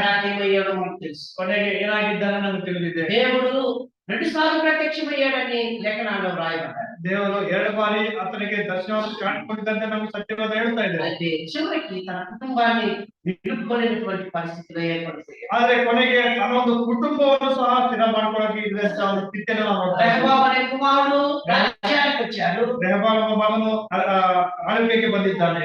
అయితే ఆ దేవుడు తన తాతకి తన తండ్రికి ఇచ్చినటువంటి ఆ రాజ్యాన్ని నిలుపుకునేటువంటి పరిస్థితికి ఏర్పడ్డాడు. ದೇವರು ತನ್ನ ಒಂದು ತಾತನಿಗೆ ಮತ್ತು ತನ್ನ ಒಂದು ತಂದೆಗೆ ಕೊಟ್ಟಂತ ಆ ಒಂದು ರಾಜ್ಯವನ್ನು ಅವರಿಗೆ ಉಳಿಸ್ಕೊಳ್ಳಿಕ್ಕೆ ಸಾಧ್ಯವಾಗಲಿಲ್ಲ. చివరికి ఏమైందో మనకు తెలుసు. ಕೊನೆಗೆ ಏನಾಗಿದೆ ನಮಗೆ ತಿಳಿದಿದೆ. రెండుగా చీలిపోయింది. ಅದು ಎರಡಾಗಿ ಚೀಲಲ್ಪಟ್ಟಿದೆ. కాబట్టి 2 రాజ్యాలుగా ఆ చిన్న దేశం విభాగింపబడ్డాయి. ಎರಡು ರಾಜ್ಯಗಳಿಗಾಗಿ ಒಂದು ಚಿಕ್ಕ ದೇಶಗಳಾಗಿ ಅದು ಮಾರಲ್ಪಟ್ಟಿದೆ. కానీ దేవుడు కరుణా సంపన్నుడైంది. ಆದ್ರೆ ಆತನ ಕರುಣಾ ಸಂಪೂರ್ಣನಾಗಿದ್ದು. దావీదుతో చెప్పినటువంటి రీతిగా నీ ఇంటిలో రాజ్యం మీద కూర్చున్నవాడు ఉండకుండా మానడు, అతను నిత్యము ఉంటాడు, నీ దీపం ఆరిపోతున్నట్టుగా ఆయన ఆ మాటను స్థిరపరిచి ఆ చివరి వరకు ఆ రాజ్యానికి వరకు ఆ దావీదు సంబంధం తీసుకొచ్చినట్లుగా ದೇವರು ದಾವೀದನಿಗೆ ಹೇಳಿದಂತ ಒಂದು ಮಾತುಗಳಲ್ಲಿ ನಿನ್ನ ಒಂದು ಕುಟುಂಬದಿಂದ ಆ ಒಂದು ಅರಸನಿಂದ ಯಾರು ಸಹ ಹೊರಗಡೆ ಹೋಗುದಿಲ್ಲ, ನಿನ್ನ ಒಂದು ದೀಪವು ಆರಿ ಹೋಗುದಿಲ್ಲ ಅಂತ ಹೇಳಿದಂತ ಮಾತುಗಳನ್ನು ನೋಡ್ತಾ ಇದ್ದೀವಿ. మనం చూసినట్లయితే ನಾವಿಲ್ಲಿ ನೋಡುವುದಾದ್ರೆ ఒక మాట చెప్తాడు, పౌలు కూడా రాస్తాడు కొరింథీయులకు రాస్తాడు. ಪೌಲನು ಸಹ ಕೊರಿಂಥದವರಿಗೆ ಈ ರೀತಿಯಾಗಿ ಬರೀತಾ ಇದ್ದಾನೆ. దృశ్యమైనవి అంటే కనబడేటువంటివి తాత్కాలికమైనవి, అదృశ్యమైనవి అవి శాశ్వతమైనవి అని రాస్తాడు. ಕಣ್ಣಿಗೆ ಕಾಣುವಂತ ಆ ಒಂದು ಆಶೀರ್ವಾದಗಳು ಅವು ಸ್ವಲ್ಪ ಸಮಯ ಮಾತ್ರವೇ ಇರುವಂತದ್ದಾಗಿದ್ದಾವೆ. ಆದ್ರೆ ಕಣ್ಣಿಗೆ ಕಾಣದೇ ಇರುವಂತವು ಅವು ಶಾಶ್ವತ ಸಮಯ ನಮ್ಗೆ ಇರುವಂತದ್ದಾಗಿದ್ದಾವೆ. దృశ్యమైనవి అనిత్యములు, అదృశ్యమైనవి నిత్యములు అని మనం చెప్పాలి. ಕಣ್ಣಿಗೆ ಕಾಣಿಸ್ತಾ ಇರುವವು ಅವು ಅಲ್ಪ ಸಮಯ ಇರುವಂತದ್ದಾಗಿದ್ದಾವೆ. ಕಣ್ಣಿಗೆ ಕಾಣದೇ ಇರುವವು ಅವು ಶಾಶ್ವತ ಸಮಯ ಇರುವಂತದ್ದಾಗಿದ್ದಾವೆ. అయితే దృశ్యమైనవి అది తాత్కాలికంగా ఉంటాయి, కొంతకాలమే ఉంటాయి. ఒక నాకు ఉద్యోగం చేస్తున్నాను అనుకోండి, లేకపోతే నేను పనికి అనుకో 60 సంవత్సరాల వరకు చేస్తాను, తర్వాత ఏది నాకు ఉండదు. ಹಾಗಾದ್ರೆ ಕಣ್ಣಿಗೆ ಕಾಣುವವು ಅಂದ್ರೆ ಅವು ಕೆಲಸ ಆಗಿರ್ಬೋದು, ಬೇರೆ ಏನಾಗಿರ್ಬೋದು, ನಾವು ಕೆಲವೊಂದು ಸ್ವಲ್ಪ ಒಂದು ಸಮಯ ಮಾತ್ರ ಅವು ಮಾಡ್ತಾ ಇರ್ಬೋದು, ನಂತರ ಅವು ಯಾವ ಸಹ ನಮಗೆ ಇರೋದಿಲ್ಲ. ఆ డిసిప్లిన్ ಆ ಒಂದು ಡಿಸಿಗ್ನೇಷನ್ ಇರೋದಿಲ್ಲ, ఆ అధికారం ఉండదు, ಆ ಒಂದು ಅಧಿಕಾರವೂ ಸಹ ಇರೋದಿಲ್ಲ. ನಾವು సహజంగా మనుషులైపోతాం. ನಾವು ಸಹ ನಾರ್ಮಲ್ ಆಗಿ ಸಾಧಾರಣ ಮನುಷ್ಯರಾಗಿ ఎంత ఐశ్వర్యం ఉన్నప్పటికీ కూడా ಎಷ್ಟೇ ಐಶ್ವರ್ಯವಿದ್ದಲ್ಲಿ ಸಹ కొంతకాలం ఉంటది. ಸ್ವಲ್ಪ ಮಟ್ಟಿಗೆ ಸ್ವಲ್ಪ ಸಮಯ ಮಟ್ಟಿಗೆ ఆ ಇರುತ್ತದೆ. ఐశ్వర్యం కలిగిపోయిన తర్వాత సామాన్య మనుషులు ಆ ಐಶ್ವರ್ಯ ಕರಗಿ ಹೋದ ನಂತರ ಎಲ್ಲರೂ ಸಹ ಸಾಮಾನ್ಯ ಮನುಷ್ಯರಾಗಿರ್ತೇವೆ. అది మనం చూసినట్లయితే లోక సంబంధమైనటువంటి తాత్కాల సంబంధమైన ఆశీర్వాదం. ಇದು ನಾವು ನೋಡಿದ್ರೆ ಇದು ಲೋಕ ಸಂಬಂಧವಾದಂತಹ ಆಶೀರ್ವಾದವಾಗಿದೆ. ಇದು ತಾತ್ಕಾಲಿಕವಾದಂತಹ ಆಶೀರ್ವಾದ ಆಗಿದೆ. అయితే దేవుడు ఆశీర్వదించినట్లయితే ಆದ್ರೆ ದೇವರು ಆಶೀರ್ವಾದ ಮಾಡಿದ್ದಾರೆ. ఇదే దావీదు చెప్తాడు, ಇದೇ ರೀತಿಯಾಗಿ ದಾವೀದು ಹೇಳ್ತಾರೆ, యెహోవాను ఆశీర్వదించినట్లయితే అది అనేకన్నిటికీ ఆశీర్వాదకరంగా. ಯೆಹೋವನೇ ನೀನು ಆಶೀರ್ವಾದ ಮಾಡಿದ್ದರೆ ಅದು ಎಂದೆಂದಿಗೂ ಇರುವಂತದ್ದಾಗಿದೆ. కాబట్టి ಆದ್ದರಿಂದ 5 విషయాలు త్వరగా మనం చూసుకొని ఆ ఆశీర్వదింపబడిన ఇంట్లో ఉండాల్సినవి చూసుకొని మనం ముందుకు వెళ్తాం. 5 విಷಯಗಳು ಆಶೀರ್ವಾದಪಟ್ಟಂತ ಮನೆಯಲ್ಲಿ ಇರಬೇಕಂತ ವಿಷಯಗಳನ್ನು ನೋಡ್ಕೊಂಡು ఆ నీతిమంతుల నివాసాల్లో లేకపోతే నీతిమంతుల యొక్క గుడారాల్లో ఉండవలసినవి ఏంటో చూసుకుని మనం ముందుకు వెళ్తాం. ನೀತಿವಂತರ ಒಂದು ಮನೆಯಲ್ಲಿ ನೀತಿವಂತರ ಒಂದು ನಿವಾಸಗಳಲ್ಲಿ ಏನೇನು ಇರಬೇಕೋ ನಾವು ಅದನ್ನ ನೋಡೋದು ನಾವು ಮುಖ್ಯ ಮಾಡ್ಕೊಳ್ಳೋದು. కాబట్టి ఆ నివాస స్థానాల్లో ఉండేటువంటి స్థిరమైంది. ಆ ಒಂದು ನಿವಾಸದ ಸ್ಥಾನಗಳು ಇರುವಂತವಾಗಿದ್ದಾವೆ, ಅವರು ಸ್ಥಿರವಾಗಿದ್ದಾರೆ. నీతిమంతుల నివాస స్థానాల్లో ఉండేవి శాశ్వతమైనవి. ನೀತಿವಂತರ ಮನೆಯಲ್ಲಿ ನಿವಾಸ ಸ್ಥಾನಗಳಿರುವವು ಅವರು ಶಾಶ್ವತವಾಗಿದ್ದಾರೆ. అవి అన్నిటికీ తరిగిపోలేదు. ಅವು ಎಂದಿಗೂ ಸಹ ಕರಗಿ ಹೋಗುವುದಿಲ್ಲ. ఈ లోకంలో ఉంటారు, ಈ ಲೋಕದಲ್ಲಿ ಇರುತ್ತವೆ, ఈ లోకంలో సంతోషంతో ఉంటారు, ಈ ಲೋಕದಲ್ಲಿ ಸಹ ಸಂತೋಷದಲ್ಲಿ ಇರ್ತಾರೆ. తమ ప్రభు వచ్చినప్పుడు ఆయనతో కూడా సంతోషంగా ఉంటారు. ತಮ್ಮ ಕರ್ತರು ಬಂದಾಗ ಅವರು ಅವರೊಟ್ಟಿಗೆ ಸಂತೋಷವಾಗಿ ಇರುವಂತರಾಗಿದ್ದಾರೆ. నీతిమంతుల నివాస స్థానాలు ఏమున్నారో ఒకసారి చూసుకుని మనం ముందుకు వెళ్దాం. ನೀತಿವಂತರ ನಿವಾಸ ಸ್ಥಾನದಲ್ಲಿ ಏನಿರಬೇಕೋ ನಾವು ನೋಡಿಕೊಳ್ಳುವ. చూడండి, ఒక సంఖ్యాకాండంలో ಅರಣ್ಯಕಾಂಡ ఒక మాట మనం చూసి 22వ అధ్యాయం ಅರಣ್ಯಕಾಂಡ 22ನೇ ಅಧ್ಯಾಯ 12వ వచనం దయచేసి మనం చదవండి. 22ನೇ ಅಧ್ಯಾಯ 11ನೇ ವಚನ. ನೀವು ವಾರಕ್ಕೆ వెళ్ళకూడదు, ఆపరేషన్ చెప్పకూడదు, వారు ఆశీర్వదింపబడిన వారు. వారు ఆశీర్వదింపబడిన వారు. ಅದಕ್ಕೆ ದೇವರು, ನೀನು ಅವರ ಜೊತೆಯಲ್ಲಿ ಹೋಗಬಾರದು, ಆ ಜನಾಂಗದವರು ನನ್ನ ಆಶೀರ್ವಾದವನ್ನು ಹೊಂದಿದವರು. కాబట్టి ఇక్కడ ಇದರಿಂದ ಇಲ್ಲಿ ನೋಡ್ತಾ ಇದ್ದೀವಿ, బాలాకు రాజు బిలామును పిలిచి వారిని శపించమని చెప్తున్నాడు. ಬಾಲಾಕ ಅರಸನು ಬಿಲಾಮನ ಕರೆದು ಅವರನ್ನು ಶಪಿಸು ಅಂತ ಹೇಳ್ತಾ ಇದ್ದಾನೆ. ఇశ్రాయేలీయులు ఇప్పుడు ఐగుప్తును వదిలి తమ వాగ్దాన దేశానికి ప్రయాణంలో ఉన్నారు. ಇಸ್ರಾಯೇಲ್ ಜನಾಂಗ ಅವರು ಐಗುಪ್ತನ್ನು ಬಿಟ್ಟು ತಮಗೆ ಕೊಟ್ಟಂತ ವಾಗ್ದಾನ ದೇಶಕ್ಕೆ ಅವರು ಪ್ರಯಾಣಕ್ಕೆ ಹೊರಟಿದ್ದಾರೆ. ఆ సమయంలో ಆ ಸಮಯದಲ್ಲಿ మనం చూస్తున్నాం, వారు మోయాబు మైదానానికి వచ్చారు. ನಾವು ನೋಡ್ತಾ ಇದ್ದಾಗ ಅವರು ಮೋಯಾಬನ ಒಂದು ಮೈದಾನಕ್ಕೆ ಬಂದಾಗ ఆ మోయాబు రాజు ఇశ్రాయేలు పోనివ్వడానికి ఇష్టం లేదు. ಮೋಯಾಬಿನ ಅರಸನು ಇಸ್ರಾಯೇಲ್ ಕಳಿಸಿಕೊಡೋದಕ್ಕೆ ಅವರಿಗೆ ಇಷ್ಟ ಇಲ್ಲ. ఇదిగో ఆ కనబడుతున్నారు ఆ జనం, నేను చూస్తున్నాను, వారు శపించు, వారు ఆ శపింపబడినట్లయితే వాగ్దాన దేశానికి వెళ్ళరు అని మోయాబు రాజు తలంచారు. ಕಾಣಿಸುವಂತ ಒಂದು ಇಸ್ರಾಯೇಲ್ ಜನಾಂಗವು ಅವರನ್ನು ನೀನು ಶಪಿಸು, ಅವರು ಶಾಪವನ್ನು ಹೊಂದಿದ್ರಲ್ಲಿ ಅವರು ತಮಗೆ ಕೊಟ್ಟಂತ ವಾಗ್ದಾನ ಪ್ರದೇಶಕ್ಕೆ ಅವರು ಹೋಗ್ಲಿಕ್ಕೆ ಸಾಧ್ಯ ಇಲ್ಲ ಎಂದು. అందుకని ఆ రాజు బిలాము అనే ఒక ప్రవక్తని పిలుచుకుని అతనికి డబ్బులు ఇచ్చి, ఇదిగో ఫలానా జనాన్ని చూపించి ఆ జనాన్ని శపించమని చెప్పాడు. ಅದಕ್ಕಾಗಿ ಆ ಒಂದು ಅರಸನು ಬಿಲಾಮ ಎಂಬ ಒಬ್ಬ ಪ್ರವಾದಿಯನ್ನು ಕರೆದುಕೊಂಡು ಆ ಇಸ್ರಾಯೇಲ್ ಜನಾಂಗವನ್ನು ತೋರಿಸಿ ನೀನು ಅವರನ್ನ ಶಪಿಸು ಅಂತ ಹೇಳ್ತಾ ಇದ್ದಾನೆ. ఆ సమయంలో దేవుడు బిలాముతో చెప్తున్నాడు. ಆ ಸಮಯದಲ್ಲಿ ದೇವರು ಬಿಲಾಮನಿಗೆ ಹೇಳ್ತಾ ಇದ್ದಾನೆ, బిలాము ఎక్కడికి వెళ్తున్నాడు? ಬಿಲಾಮನು ನೀನು ಇಲ್ಲಿ ಹೋಗ್ತಾ ಇದೆಯಾ, ಅದು ಗೊತ್ತಾಗಿ ನೀನು ಎಚ್ಚರವಾಗಿರು. ఎవరిని శపించడానికి వెళ్తున్నావో జాగ్రత్త. ನೀನು ಯಾರನ್ನು ಶಪಿಸೋದಕ್ಕೋಸ್ಕರ ಹೋಗ್ತಾ ಇದೆಯೋ ನೀನು ಎಚ್ಚರವಾಗಿರು. ఎవరి నిమిత్తం నువ్వు వెళ్తున్నావో ಜಾಗ್రత్త. ಯಾರಕ್ಕಾಗಿ ನೀನು ಹೋಗ್ತಾ ಇದೆಯೋ ಅದ್ರ ಗೊತ್ತಾಗಿ ಸಹ ನೀನು ಎಚ್ಚರವಾಗಿರು. ಅವರನ್ನ ಶಪಿಸೋದಕ್ಕೋಸ್ಕರ ನೀನು ಹೋಗ್ತಾ ಇದೆಯಾ, వారు నా ద్వారా ఆశీర్వదింపబడినవారు. ಅವರು ನನ್ನಿಂದ ಆಶೀರ್ವಾದ ಪಟ್ಟಂತ ಜನರಾಗಿದ್ದಾರೆ. నీవు శపించాలని ఆశపడినట్లయితే వారి శాపానికి గురి కాదు. ನೀನು ಅವರನ್ನು ಶಪಿಸೋದಕ್ಕೋಸ್ಕರ ಹೋಗಿದ್ರೆ ಅವರು ಆ ಒಂದು ಶಾಪಕ್ಕೆ ಗುರಿ ಆಗುವುದಿಲ್ಲ. నేను ఆశీర్వదించినట్లయితే, ನಾನು ಆಶೀರ್ವಾದ ಮಾಡಿದ್ದಲ್ಲಿ అన్నిటికీ ఆశీర్వాదకరంగా ఉంటుంది. ಅವರು ಎಂದಿಗೂ ಸಹ ಆಶೀರ್ವಾದಕರವಾಗಿ ಅವರಿರುವಂತರಾಗಿದ್ದಾರೆ. ఏ మాట చెప్పి 23వ అధ్యాయం బిలాము ఏం చెప్తున్నాడో చూడండి. ಇದೇ ಮಾತುಗಳನ್ನು 23ನೇ ಅಧ್ಯಾಯದಲ್ಲಿ ಬಿಲಾಮ ಏನ್ ಹೇಳ್ತಾರೆ ನೋಡ್ತಾ ఆ ಇದ್ದೇವೆ. సంఖ్యాకాండం 23 అధ్యాయం 8వ వచనంలో ಅದೇ 23ನೇ ಅಧ್ಯಾಯ 8ನೇ ವಚನದಲ್ಲಿ ఏమని శపింపగలడు? ಏನಂತ ಶಪಿಸೋದಕ್ಕಾಗುತ್ತೆ? దేవుడు శపించలేదే. ದೇವರು ಶಪಿಸಲಿಲ್ವೇ? అరణ్యకాండ 23ನೇ అధ్యాయం 8ನೇ వచనం. 23ನೇ ಅಧ್ಯಾಯ 8ನೇ ವಚನ. ನಾನು ಅವರನ್ನು ಏನೆಂದು ಶಪಿಸಲಿ, ದೇವರು ಶಪಿಸಲಿಲ್ಲವಲ್ಲ. కాబట్టి ఎంత నిస్సహాయ స్థితిలో ఉన్నాడో బిలాము చూడండి. ಯಾವೊಂದು ಆತನ ನಿಸ್ಸಹಾಯ ಸ್ಥಿತಿಯಲ್ಲಿ ಬಿಲಾಮನಿಂದ ನೋಡ್ತಾ ಇದ್ದೇವೆ. దేవుడు శపించాలి. ನಾನು ಅರಸನೇ, ನಾನು ಅವರನ್ನು ಏನೆಂದು ಶಪಿಸಲಿ ಅಂತ ಕೇಳ್ತಾ ಇದ್ದಾನೆ. నేను ఏమని నా నోట్లో నుంచి మాట్లాడాను? ಯಾವ ರೀತಿಯಾಗಿ ಅವರನ್ನು ಶಪಿಸಬೇಕು, ನನ್ನ ಬಾಯಿಂದ ಮಾತುಗಳು ಬರ್ತಾ ಇಲ್ಲ ಅಂತ ಹೇಳ್ತಾರೆ. దేవుడు ఏ మాటలైతే నా నోట్లో పెడతాడో ದೇವರು ನನ್ನ ಬಾಯಲ್ಲಿ ಯಾವ ಮಾತುಗಳನ್ನು ಇವನಾಗಿದ್ದಾನೋ ఆ మాట చెప్పడానికి వచ్చాడు. ಆ ಮಾತುಗಳನ್ನು ಹೇಳಕ್ಕೆ ನಾನು ಬಂದಿದ್ದೇನೆ. కాబట్టి నేనేం చేయలేదు. ಆದ್ರಿಂದ ನಾನೇನು ಮಾಡ್ಲಿಕ್ಕೆ ಸಾಧ್ಯ ಇಲ್ಲ. కాబట్టి ಆದ್ರಿಂದ వారు ఆశీర్వదింపబడినవారు. ಅವರು ಆಶೀರ್ವಾದವನ್ನು ಹೊಂದಿದವರಾಗಿದ್ದಾರೆ. కాబట్టి వారు ఆశీర్వాదంలో నేను శాపాన్ని చేర్చలేను అని నిస్సహాయ స్థಿತಿ కనబరుస్తుంది. ಅವರು ಹೊಂದಿದ್ದಂತ ಆಶೀರ್ವಾದದಲ್ಲಿ ನಾನು ಶಾಪವನ್ನು ನಾನು ಜೋಡಿಸಲಿಕ್ಕೆ ಸಾಧ್ಯ ಇಲ್ಲ ಅಂತ ಹೇಳ್ತಾ ಇದ್ದಾನೆ. ఈ మాట చెప్తూ ಈ ಮಾತುಗಳನ್ನು ಹೇಳುತ್ತಾ 24వ అధ్యాయంలో 24ನೇ ಅಧ್ಯಾಯದಲ್ಲಿ ఒక మాట చదువుకుందాం. చూడండి, అదే సంఖ్యాకాండం 24వ అధ్యాయం ಅದೇ ಅರಣ್ಯಕಾಂಡ 24ನೇ ಅಧ್ಯಾಯ 5వ వచనం చూడండి. 5ನೇ ವಚನ ನೋಡ್ರಿ. యాకోబు నీ ప్రాణం ఇశ్రాయేలు నివాసము ఎంత రమ్యమైనది, వాగుల వలె రాని వచ్చిండాలి, నదీ తీరమున స్ఫోటం వలె, యెహోవా నాటిన ఆలివ్ చెట్టు వలె, నేను ఎక్కిన దేవదారు వృక్షం వలె ఆ నివాస స్థానంలో ఉన్నాయి కదా అంటున్నారు. ಯಾಕಂದ್ರೆ ನಿಮ್ಮ ಡೇರೆಗಳು ಎಷ್ಟು ಚೆಲುವಾಗಿವೆ, ಇಸ್ರಾಯೇಲರೇ ನಿಮ್ಮ ನಿವಾಸಗಳು ಎಷ್ಟು ರಮ್ಯವಾಗಿವೆ, ಉದ್ದವಾಗಿ ಚಾಚಿಕೊಂಡಿರುವ ತಗ್ಗುಗಳಂತೆಯೂ ನದಿಯ ಬಳಿಯಲ್ಲಿರುವಂತಹ ಕೋಟೆಗಳಂತೆಯೂ ಕಾಣಿಸುತ್ತವೆ.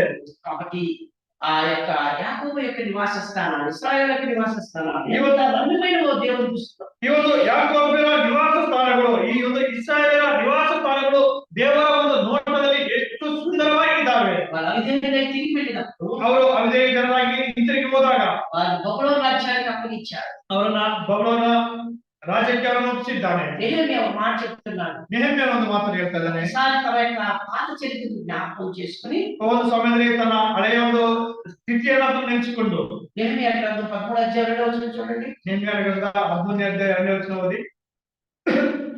నెహెమ్యా గ్రంథం 13 2వ వచనం. 13ನೇ ಅಧ್ಯಾಯ 2ನೇ ವಚನ. ಯಾಕಂದರೆ ಅವರು ಇಸ್ರಾಯೇಲರನ್ನು ಅನ್ನಪಾನಗಳೊಡನೆ ಎದುರುಗೊಳ್ಳಲಿಲ್ಲ. ಅವರನ್ನು ಶಪಿಸುವುದಕ್ಕಾಗಿ ಬಿಳಾಮನಿಗೆ ಹಣ ಕೊಟ್ಟು ಅವನನ್ನು ಕರೆಸಿದ್ದರು. ನಮ್ಮ ದೇವರಾದರೂ ಅವನಿಂದ ಶಾಪವನ್ನಲ್ಲ ಆಶೀರ್ವಾದವನ್ನೇ ಹೇಳಿಸಿದನು ಎಂಬ ಮಾತು ಬರೆದಿರುವುದಾಗಿ మనం చూస్తున్నాం. ಇಲ್ಲಿ ನಾವು ನೋಡ್ತಾ ಇದ್ದೇವೆ. వారు అన్నపానాలు పుచ్చుకుని ఇశ్రాయేలు ఎదురుపడక వారిని శపించమని బిలాము ప్రోత్సహించినటువంటి బాలాకుని ఇక్కడ మనం చూస్తున్నాం. ಅವರು ಅನ್ನಪಾನಗಳನ್ನು ಬಿಟ್ಟು ಅವರನ್ನ ಶಪಿಸುವಂತ ಬಿಲಾಮನ್ನು ಪ್ರೋತ್ಸಾಹ ಮಾಡಿದಂತ ಬಾಲಾಕನನ್ನು ನಾವು ನೋಡ್ತಾ ಇದ್ದೇವೆ. కాబట్టి ఆ రాజు బిలాముని ప్రోత్సహిస్తున్నాడు. ಆ ಒಂದು ಅರಸನು ಬಿಲಾಮನ್ನೇ ಪ್ರೋತ್ಸಾಹ ಮಾಡ್ತಾ ಇದ್ದಾನೆ. శపించువారు, ನೀನು ಅವರನ್ನು ಶಾಪ ಮಾಡು, నీ ఇంటి నిండా బంగారం కావాలి, ನಿನ್ನ మನೆಯಲ್ಲಿ ಬಂಗಾರ ಚಿನ್ನಗಳು ಬೇಕಾ, నీ పెళ్లి కావాలి, ಬೆಳ್ಳಿ ಬೇಕಾ, ఎంత రాజ్యం కావాలి, ಎಷ್ಟು ಆ ಒಂದು ರಾಜ್ಯ ನಿನಗೆ ಬೇಕು, వారిని శపించడం చాలు. ನೀನು ಅವರನ್ನ ಶಾಪ ಮಾಡಿದಲ್ಲಿ ಮಾತ್ರ ಸಾಕು. అది దేవుడు ఏం చేశాడు? ಅದೇ ದೇವರೇ ಹೇಳ್ತಾರೆ. ఆయనను మన దేవుడు, ಆದ್ರೂ ಸಹ ನಮ್ಮ ದೇವರು, జ్ఞాపకం చేసుకోవడం అనలేదు, ఆయనను మన దేవుడు, ಆದ್ರೂ ಸಹ ನಮ್ಮ ದೇವರು ఆ శాపను ఆశీర్వాదంగా మార్చినని వ్రాయబడి ఉంది కదా. ಆ ಒಂದು ಶಾಪವನ್ನು ಆಶೀರ್ವಾದವಾಗಿ ಆತನು ಬದಲಾವಣೆ ಮಾಡಿದ್ದಾನೆ ಅಂತ ನೋಡ್ತಾ ಇದ್ದೇವೆ. జ్ఞాపకం ಈ చేసుకున్న ಮಾತುಗಳನ್ನು ನಾವು ನೆನಪು ಮಾಡಿಕೊಂಡಾಗ వారు ఆశీర్వదింపబడినవారు. ಅವರು ಆಶೀರ್ವಾದವನ್ನು ಹೊಂದಿದವರಾಗಿದ್ದಾರೆ. కాబట్టి ಆಶೀರ್ವಾದం ఎన్నటికీ ఉండాలని దేవుడు కోరుకుంటాడు. ಆ ಒಂದು ಆಶೀರ್ವಾದ ಅದು ಎಂದಿಗೂ ಇರಬೇಕೆಂದು ದೇವರು ಅದನ್ನ ಬಯಸುವಂತನಾಗಿದ್ದಾನೆ. కాబట్టి ఆశీర్వదించినటువంటి ఇంటిలో ఏముండాలో కొన్ని విషయాలు మనం చూద్దాం. ಅದರಿಂದ ಆಶೀರ್ವಾದ ಪಟ್ಟಂತ ಒಂದು ಮನೆಯಲ್ಲಿ ನಿವಾಸ ಸ್ಥಾನದಲ್ಲಿ ಏನಿರಬೇಕು ನಾವು ಕೆಲವೊಂದು ವಿಷಯಗಳನ್ನು ನೋಡುವ భాగమే లోకాసువార్త 19వ అధ్యాయం ನಮ್ಗೆ ನೋಡಿದಂತ ಒಂದು ವಿಷಯಗಳೇ ಲೋಕನ ಸುವಾರ್ತ 19వ అధ్యాయం 9వ వచనం. 19ನೇ ಅಧ್ಯಾಯ 9ನೇ ವಚನ. 19:9. ಲೋಕನ ಸುವಾರ್ತ 19ನೇ ಅಧ್ಯಾಯ. అందుకు యేసు ఈ ಮನೆಗೆ ರಕ್ಷಣೆಯಾಯಿತು. ಇವನು ಸಹ ಅಬ್ರಹಾಮನ ವಂಶದವನಲ್ಲವೇ ಮನುಷ್ಯ ಕುಮಾರನು అందుకు యేసు ఇతరుడు అబ్రహాము కుమారుడు, ఎందుకనగా నేడు ఈ ఇంటికి రక్షణ వచ్చింది. ಈ ಹೊತ್ತು ಈ ಮನೆಗೆ ರಕ್ಷಣೆ ಆಯಿತು. ఎవరితను? ಯಾರಿತನು? జక్కయ్య. ಜಕ್ಕಯ್ಯನಾಗಿದ್ದಾನೆ. ఎలాంటి వాడు? ಯಾವ ರೀತಿ ಅವನು? ఆశీర్వదితుడు. ಐಶ್ವರ್ಯವಂತನಾಗಿದ್ದಾನೆ. ఎవరితను? ಯಾರಿತನಾಗಿದ್ದಾನೆ? అతను ట్యాక్స్ కలెక్టర్ గా ఉన్నాడు. ಶುಲ್ಕವನ್ನು ವಸೂಲಿ ಮಾಡುವವನಾಗಿದ್ದಾನೆ. ఎవరితను? ಯಾರಿತನಾಗಿದ್ದಾನೆ? ఇశ్రాయేలులో అపహాస్యానికి పాలైనటువంటి వాడు. ಇಸ್ರಾಯೇಲ್ ಜನಾಂಗದಲ್ಲಿ ಅವಮಾನವನ್ನು ಹೊಂದಿದವನಾಗಿದ್ದಾನೆ. ఎవరితను? ಯಾರಿತನಾಗಿದ್ದಾನೆ? పాపి అని పిలుస్తున్నాడు ఈ వచనాల్లో. ಈ ಒಂದು ವಚನ ನೋಡ್ತದೆ, ಪಾಪ ಮಾಡದಂತ ಮನುಷ್ಯನೆಂಬ ಕರೆಯಲ್ಪಟ್ಟವನಾಗಿದ್ದಾನೆ. యేసు ప్రభు ఆ వేడి చెట్టు పైకి చూడక ముందు జనాల్లో లక్షలాది మంది ఆయన వెంబడిస్తున్నారు. ಆ ಒಂದು ಅಕ್ಕಿಯನ್ನು ಒಂದು ಮರ ಹತ್ರ ಬಂದಾಗ ಲಕ್ಷಾಂತರ ಜನಗಳು ಅದನ್ನು ಅಲ್ಲಿ ಹೋಗ್ತಾ ಇದ್ದಾರೆ. 5వ వచనంలో మీరు చూడండి. 5ನೇ ವಚನ ನಾವು ನೋಡಬಹುದು. యేసు ఆ చోటుకి వచ్చి కన్నులెత్తి జక్కయ్య కిందకి దిగుము, నేను త్వరగా దిగుము, నేను నీ ఇంట నివాసం చేయాలని ఆశపడుతున్నానని చెప్పాడు. ಯೇಸು ಅಲ್ಲಿಗೆ ಬಂದು ಮೇಲಕ್ಕೆ ನೋಡಿ ತಟ್ಟನೆ ಇಳಿದು ಬಾ, ನಾನು ಇವತ್ತು ನಿನ್ನ ಮನೆಯಲ್ಲಿ ಇಳ್ಕೊಳ್ಳಬೇಕೆಂದು ಅವನಿಗೆ ಹೇಳಲು. 7వ వచనంలో ఏం చెప్తున్నారు జనాలు? 7ನೇ ವಚನದಲ್ಲಿ ಏನ್ ಹೇಳ್ತಾರೆ ಜನರು? యేసు ప్రభువుని వెంబడిస్తున్నారు. ಅದುವರೆಗೂ ದೇವರನ್ನ ಹಿಂಬಾಲಿಸಿದವರಾಗಿದ್ದಾರೆ. ప్రభు పెట్టేటువంటి భోజనాలు తింటున్నారు. ಅದುವರೆಗೂ ಕರ್ತನ ಕೊಟ್ಟಂತ ಊಟವನ್ನು ಮಾಡಿದವರಾಗಿದ್ದಾರೆ. ఎంతమందికి అనారోగ్యం ఉందో శారీరక స్వస్థత పొందుతున్నారు. ಅಂತವರೆಗೂ ಅನಾರೋಗ್ಯವನ್ನು ಸಹ ಅವರು ಸ್ವಸ್ಥತೆ ಹೊಂದಿದಂತವರಾಗಿದ್ದರು. ఒక ధనవంతుడైన ఆ ಟ್ಯಾಕ್ಸ್ ಕಲೆಕ್ಟರ್ ಇಂటిಗೆ వెళ్ళాడు. ಒಬ್ಬ ಪಾಪಿಯಾದ ಐಶ್ವರ್ಯವಂತನಾದ ಆ ಸುಂಕದ ವಸೂಲು ಅವನ ಮನೆಗೆ ಹೋಗಿದ್ದಾರೆ. 7వ వచనంలో 7ನೇ ವಚನ ಏನಾಗಿದ್ದಾರೆ? చూసి అందరూ ಅದನ್ನು ನೋಡಿ ಎಲ್ಲರೂ ಸಹ ఈయన పాపి అయిన మనిషి దగ్గరికి వెళ్తున్నారు. ಈತನು ಪಾಪಿಯಾಗಿರುವವರ ಬಳಿಯಲ್ಲಿ ಅವರು ಹೋಗ್ತಾ ಇದ್ದಾರಲ್ಲ ಎಂದು. లోక సంబంధంగా చూసినట్లయితే ఐశ్వర్యం ఉంది. ಲೋಕ ಸಮಾಜದಲ್ಲಿ ಅವರಿಗೆ ಐಶ್ವರ್ಯ ಇದೆ. లోక సంబంధంగా చూసినట్లయితే ఏమీ పొందలేదు. ಲೋಕ ಸಂಬಂಧವಾಗಿ ನೋಡಿದ್ರೆ ಅವರಿಗೆ ಯಾವುದು ಕೊರತೆಯೂ ಸಹ ಇಲ್ಲ. అయితే ಆದ್ರೆ యేసు ప్రభు వచ్చాడు, ಕ್ರಿಸ್ತನು ಬಂದಿದ್ದಾನೆ, ఆ ఇంట్లో రక్షణ వచ్చింది. ಆ ಮನೆಯಲ್ಲಿ ರಕ್ಷಣೆ ಸಿಕ್ಕಿದೆ. తనకున్నటువంటి ఐశ్వర్యం శాశ్వతం కాదు. ಅವನಿದ್ದಂತ ಐಶ್ವರ್ಯ ಶಾಶ್ವತವಾದಲ್ಲ. ఇతడు అబ్రహాము కుమారుడే. ಇವನು ಸಹ ಅಬ್ರಹಾಮನ ಮಗನೇ ಆಗಿದ್ದಾನೆ. అబ్రహాము ఇచ్చేటువంటి ఐశ్వర్యంలో పాలిభాగస్తుడే. ಅಬ್ರಹಾಮನ ಕೊಡುವಂತ ಆ ಒಂದು ಐಶ್ವರ್ಯದಲ್ಲಿ ಇವನು ಸಹ ಭಾಗಸ್ಥನಾಗಿದ್ದಾನೆ. అబ్రహాం ఇచ్చేటువంటి ఆశీర్వాదంలో ఇతడు కూడా పాల్పొందు పొందేవాడు. ಅಬ್ರಹಾಮನ ಕೊಡುವಂತ ಆ ಒಂದು ಆಶೀರ್ವಾದದಲ್ಲಿ ಇವನು ಸಹ ಭಾಗವನ್ನ ಹೊಂದುವನಾಗಿದ್ದಾನೆ. ఇతని కొరకు నేను వచ్చాను. ಇವನಿಗಾಗಿ ನಾನು ಬಂದಿದ್ದೇನೆ. ఇతడు ఒకవేళ సుంకము ఎక్కువ వసూలు చేసి ఉండొచ్చు. ಇವನು ಒಂದು ಸಮಯದಲ್ಲಿ ಆ ಒಂದು ಸುಂಕವನ್ನು ಜಾಸ್ತಿ ವಸೂಲು ಮಾಡಿರ್ಬೋದು. మీరు చెప్పినట్లు ఇతడు పాపి అయి ఉండొచ్చు. ನೀವು ಹೇಳಿದಾಗೆ ಅವನು ಪಾಪಿಯೂ ಸಹ ಆಗಿರಬಹುದು. మీరు చెప్పినట్లు ఇతడు దుర్మార్గుడు అయి ఉండొచ్చు. ನೀವು ಹೇಳಿದಾಗೆ ಇವನು ದುರ್ಮಾರ್ಗನ ಮನುಷ್ಯನಾಗಿರಬಹುದು. 9వ వచనం చెప్తున్నారు. ಆದ್ರೆ 9ನೇ ವಚನ ಏನಾಗ್ತಾ ಇದೆ? ఇతడు కూడా అబ్రహాము ಇವನು ಸಹ ಅಬ್ರಹಾಮನ కుమారుడే. ವಂಶದವನಲ್ಲವೇ? ಯಾಕಂದ್ರೆ నేను ఈ ఇంటికి రక్షణ వచ్చింది. ಇವತ್ತು ಈ ಒಂದು ಮನೆಗೆ ರಕ್ಷಣೆ ಉಂಟಾಗಿದೆ. శాశ్వతమైనటువంటి కార్యము ఆ ఇంట్లో జరిగింది. ಶಾಶ್ವತವಾದ ಆ ಒಂದು ಕಾರ್ಯ ಆ ಒಂದು ಮನೆಯಲ್ಲಿ ನಡೆದಿದೆ. అంతవరకు తాత్కాలికమైన కార్యము తాత్కాలికమైన ఐశ్వర్యం ఇంట్లో ఉండదు. ಅದುವರೆಗೂ ಅವನಿಗೆ ತಾತ್ಕಾಲಿಕವಾದ ಐಶ್ವರ್ಯ ಇಲ್ಲ, ತಾತ್ಕಾಲಿಕವಾದ ಆಶೀರ್ವಾದ ಅವನ ಮನೆಗೆ ಇದ್ದಿರಬಹುದು. ఎప్పుడైతే ప్రభు ఆ ఇంటికి వచ్చాడు, ಯಾವಾಗ ಕರ್ತನ ಅವನ ಮನೆಗೆ ಬಂದಿದ್ದಾನೋ అప్పుడు ఈ విధంగా తీర్మానం చేసుకున్నాడు. ಆತನು ಈ ರೀತಿಯಾಗಿ ತೀರ್ಮಾನ ಮಾಡ್ಕೊಂಡಿದ್ದಾನೆ. అయ్యా, అందరూ నన్ను పాపి అంటున్నారు. ಎಲ್ಲರೂ ನನ್ನ ಪಾಪ ಮಾಡಿದ ಮನುಷ್ಯ ಅಂತ ಹೇಳ್ತಾರೆ. నిజమే. ಹೌದು నేను ಕರ್ತನೆ. సొంత ప్రజల మధ్య ఎక్కువగా సుఖం తీసుకున్నాను. ನನ್ನ ಒಂದು ಸ್ವಂತ ಜನರಿಂದಲೇ ಬಡ ಜನರಿಂದಲೇ ನಾನು ಜಾಸ್ತಿ ಆದ ಶುಲ್ಕವನ್ನು ವಸೂಲಿ ಮಾಡಿದ್ದೇನೆ. 10 రూపాయలు 40 రూపాయలు ట్యాక్స్ నేను కలెక్ట్ చేశాను. 10 ರೂಪಾಯಿಗೆ 40 ರೂಪಾಯಿ ಶುಲ್ಕವನ್ನು ನಾನು ವಸೂಲಿ ಮಾಡಿದ್ದೇನೆ. నేను ఎవరి దగ్గర తీసుకున్నాను? ನಾನು ಯಾರ ಹತ್ರ ಕೊಟ್ಟು ತಗೊಂಡಿದ್ದೀನೋ నీవు నా ఇంటికి వచ్చావు. ನೀನು ನನ್ನ ಮನೆಗೆ ಬಂದಿರ ಕಾರಣದಿಂದ గొప్పవాడు నన్ను ఎదురు చేసుకున్నాను. ನೀನು ಎಷ್ಟು ಘನವಾದನೋ ನನ್ನನ್ನು ಯಾಕೆ ಸೇರಿಸಿಕೊಂಡಿದ್ದೋ ಅದರಿಂದ అయితే నేను 4 ఇచ్చేస్తాను. ಹಾಗಾದ್ರೆ ನಾನು 4ರಷ್ಟನ್ನು ವಾಪಸ್ ಕೊಡ್ತೀನಿ ಕೊಡ್ತೇನೆ. అయ్యా, నా యొక్క ఇంటిలో ఇప్పుడు ఈ కార్యం జరిగించినందుకు నేను ఇదిగో నీ యొక్క సేవకుడు అవుతున్నా, లేకపోతే నీ యొక్క శిష్యుడు అవుతున్నానని చెప్పాను. ನನ್ನ ಒಂದು ಮನೆಯಲ್ಲಿ ಈ ಒಂದು ರಕ್ಷಣೆಗಾಗಿ ಈ ಒಂದು ಕಾರ್ಯವನ್ನು ನೀನು ನೆರವೇರಿಸಲಿಕ್ಕಾಗಿ ನೀನು ಮಾಡಿದ್ದಕ್ಕಾಗಿ ಇವಾಗಿಂದ ನಾನು ನಿನ್ನನ್ನು ಹಿಂಬಾಲಿಸುವಂತನಾಗಿದ್ದೇನೆ. కాబట్టి అంతవరకు శాశ్వతంగా ఏదనుకున్నాడో దాన్ని వదులుకోవడానికి ఇదిగో ಜಕ್ಕಯ್ಯ ಇಷ್ಟಪಟ್ಟ. ಅದುವರೆಗೂ ಅವನು ಯಾವುದನ್ನು ಶಾಶ್ವತ ಅಂತ ತಿಳಿದುಕೊಂಡಿದ್ದಾನೋ ಅದನ್ನೆಲ್ಲದನ್ನು ಸಹ ಬಿಟ್ಟುಕೊಳ್ಳೋದಕ್ಕೆ ಅವನು ಸಿದ್ಧನಾಗಿದ್ದಾನೆ. అది నా ఆత్మకు శాశ్వతమైనది కాదు. ಅವೆಲ್ಲವೂ ಸಹ ನನ್ನೊಂದು ಆತ್ಮಕ್ಕೆ ಶಾಶ್ವತವಾಗಿ ಇರುವುದಿಲ್ಲ. అది నన్ను పరలోకానికి తీసుకురాదు. ಅವು ಯಾವ ಸಹ ನನ್ನ ಪರಲೋಕಕ್ಕೆ ಸೇರಿಸುವುದಿಲ್ಲ.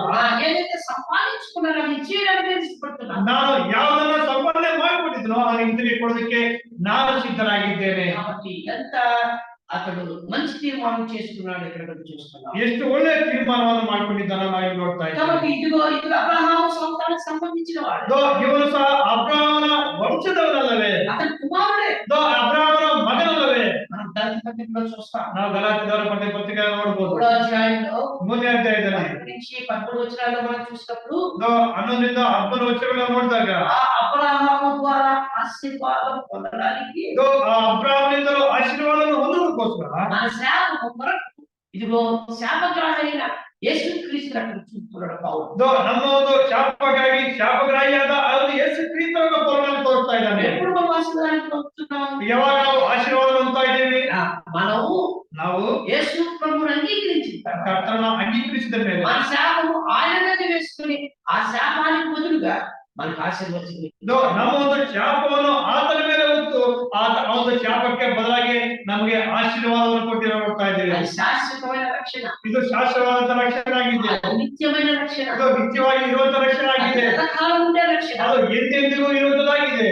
మనం చూసిన యేసు రక్షణకి ఏ సంబంధం మనం చూసినప్పుడు ಇಲ್ಲಿ ನಾವು ನೋಡಿದಾಗ ಯೇಸುಕ್ಕೆ ಒಂದು ರಕ್ಷಣೆಗೆ ಏನು ಸಂಬಂಧ ಅಂತ ನೋಡಿದ್ದಾರೆ. యేసు అనగానే రక్షకుడు, ಯೇಸು ಎಂಬುದಲ್ಲೇ ರಕ್ಷಕನಂತೆ ಅರ್ಥ ಇದೆ. యేసు ఆయన చేర్చుకోవడం ద్వారా రక్షణ వచ్చింది. ಯೇಸು ಕ್ರಿಸ್ತನನ್ನು ಅವನಲ್ಲಿ ಸೇರಿಸುವ ಮುಖಾಂತರ ರಕ್ಷಣೆ మనకి ಸಿಗುತ್ತಾಗಿದೆ. ఇదే మనం యేసు ప్రభువులో మనం చూస్తున్న లోకాసువార్త 2వ అధ్యాయం ಲೋಕಗಳ ಸುವಾರ್ತೆಯಲ್ಲಿ ಯೇಸು ಕ್ರಿಸ್ತ ಜನದಲ್ಲೆಲ್ಲ ನೋಡಬಹುದು.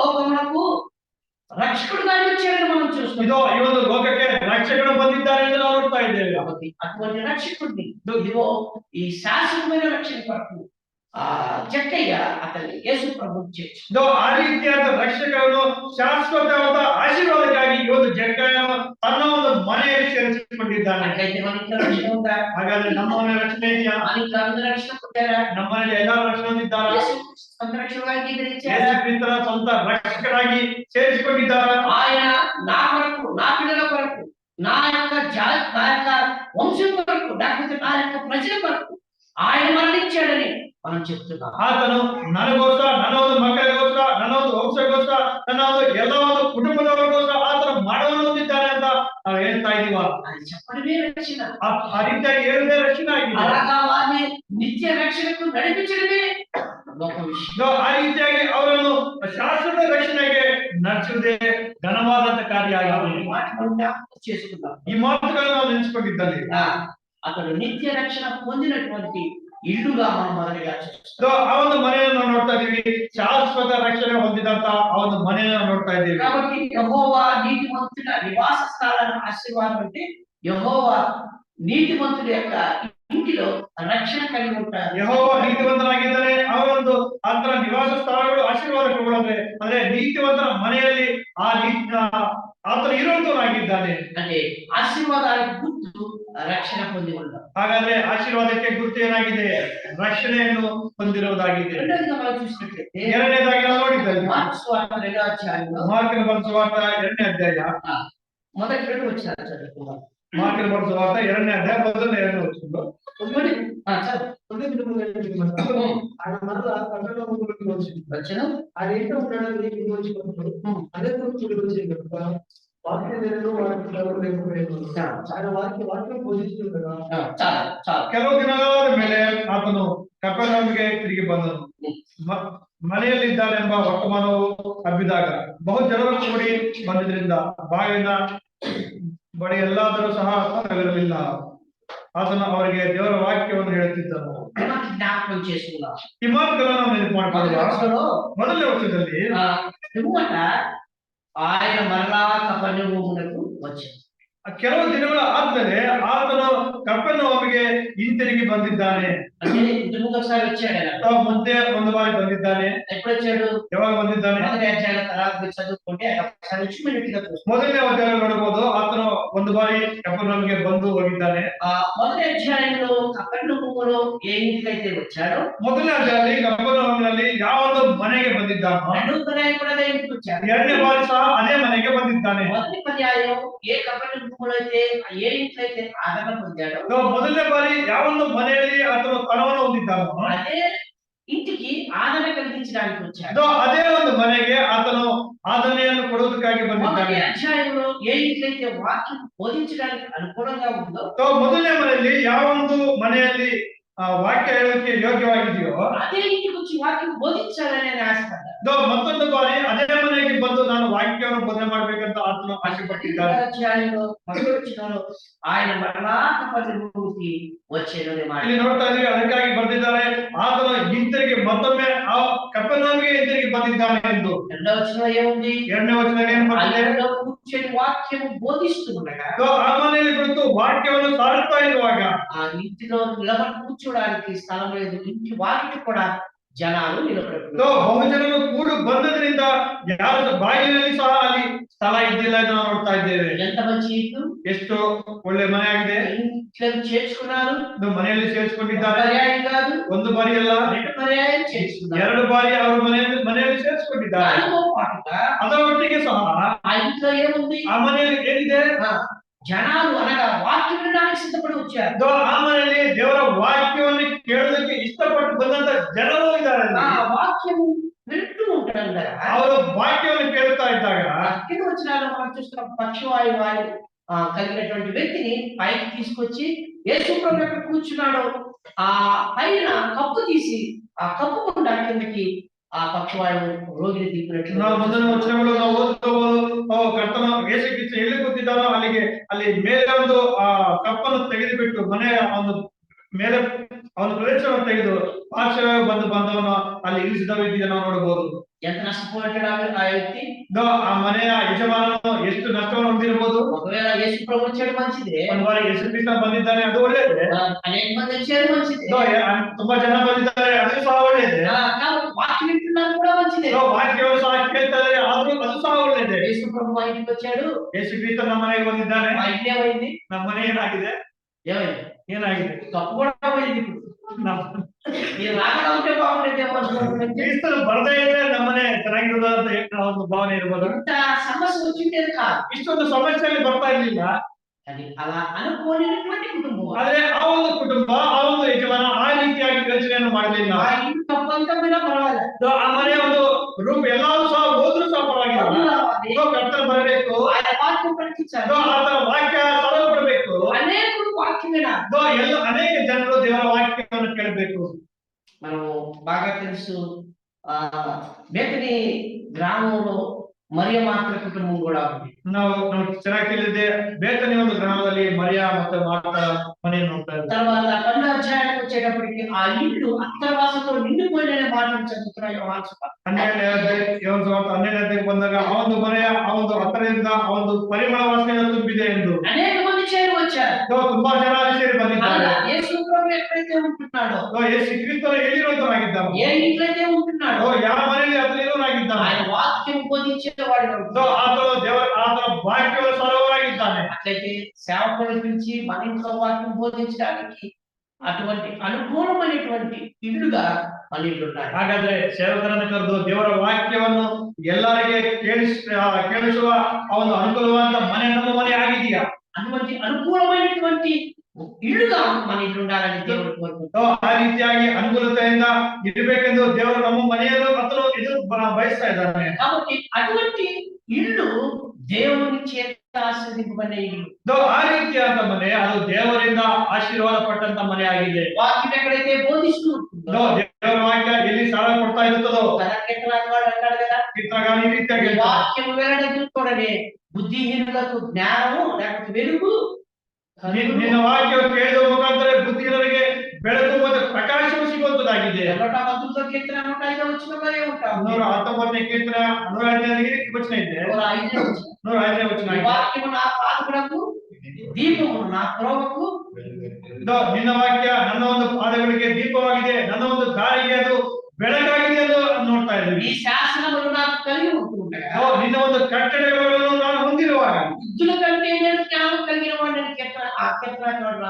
ಮುಪ್ಪಿನವರಿಗಿಂತಲೂ ನಾನು ಜ್ಞಾನವಂತನಾದ ಅಂತ ಕೀರ್ತನಗಾರ ಹೇಳ್ತಾ ಇದ್ದಾನೆ. ఈ వాక్యము నాకు ఉంటూ ఉండగా, ನಿನ್ನ ಒಂದು ಕಟ್ಟಡಗಳು ನನಗಿದ್ದಾಗ నా యొక్క విరుగైన మార్గం విశాలత చేస్తుందని చెప్తాడు. ನನ್ನ ಇಕ್ಕಟ್ಟಾದ ಅಂತ ಆ ಒಂದು ದಾರಿ, ಆ ಒಂದು ದಾರಿಯಲ್ಲಿ ನನಗೆ ವಿಶಾಲತೆ ಸಿಗುವಂತದಾಗಿದೆ. సమూయేలు చిన్నవాడుగా ఉన్నాడు, ಸಮೂಯೇಲು ಚಿಕ್ಕವನಾಗಿದ್ದಾನೆ. సమూయేలుని దేవుడు పిలిచాడు. ಸಮೂಯೇಲನೇ ಅಂತ ದೇವರು ಕರೆದಿದ್ದಾಗ, దేవుడు అతనితో మాట్లాడాడు, ದೇವರು ಅವರೊಟ್ಟಿಗೆ ಮಾತನಾಡಿದ್ದಾಗ ఏమయ్యాడు?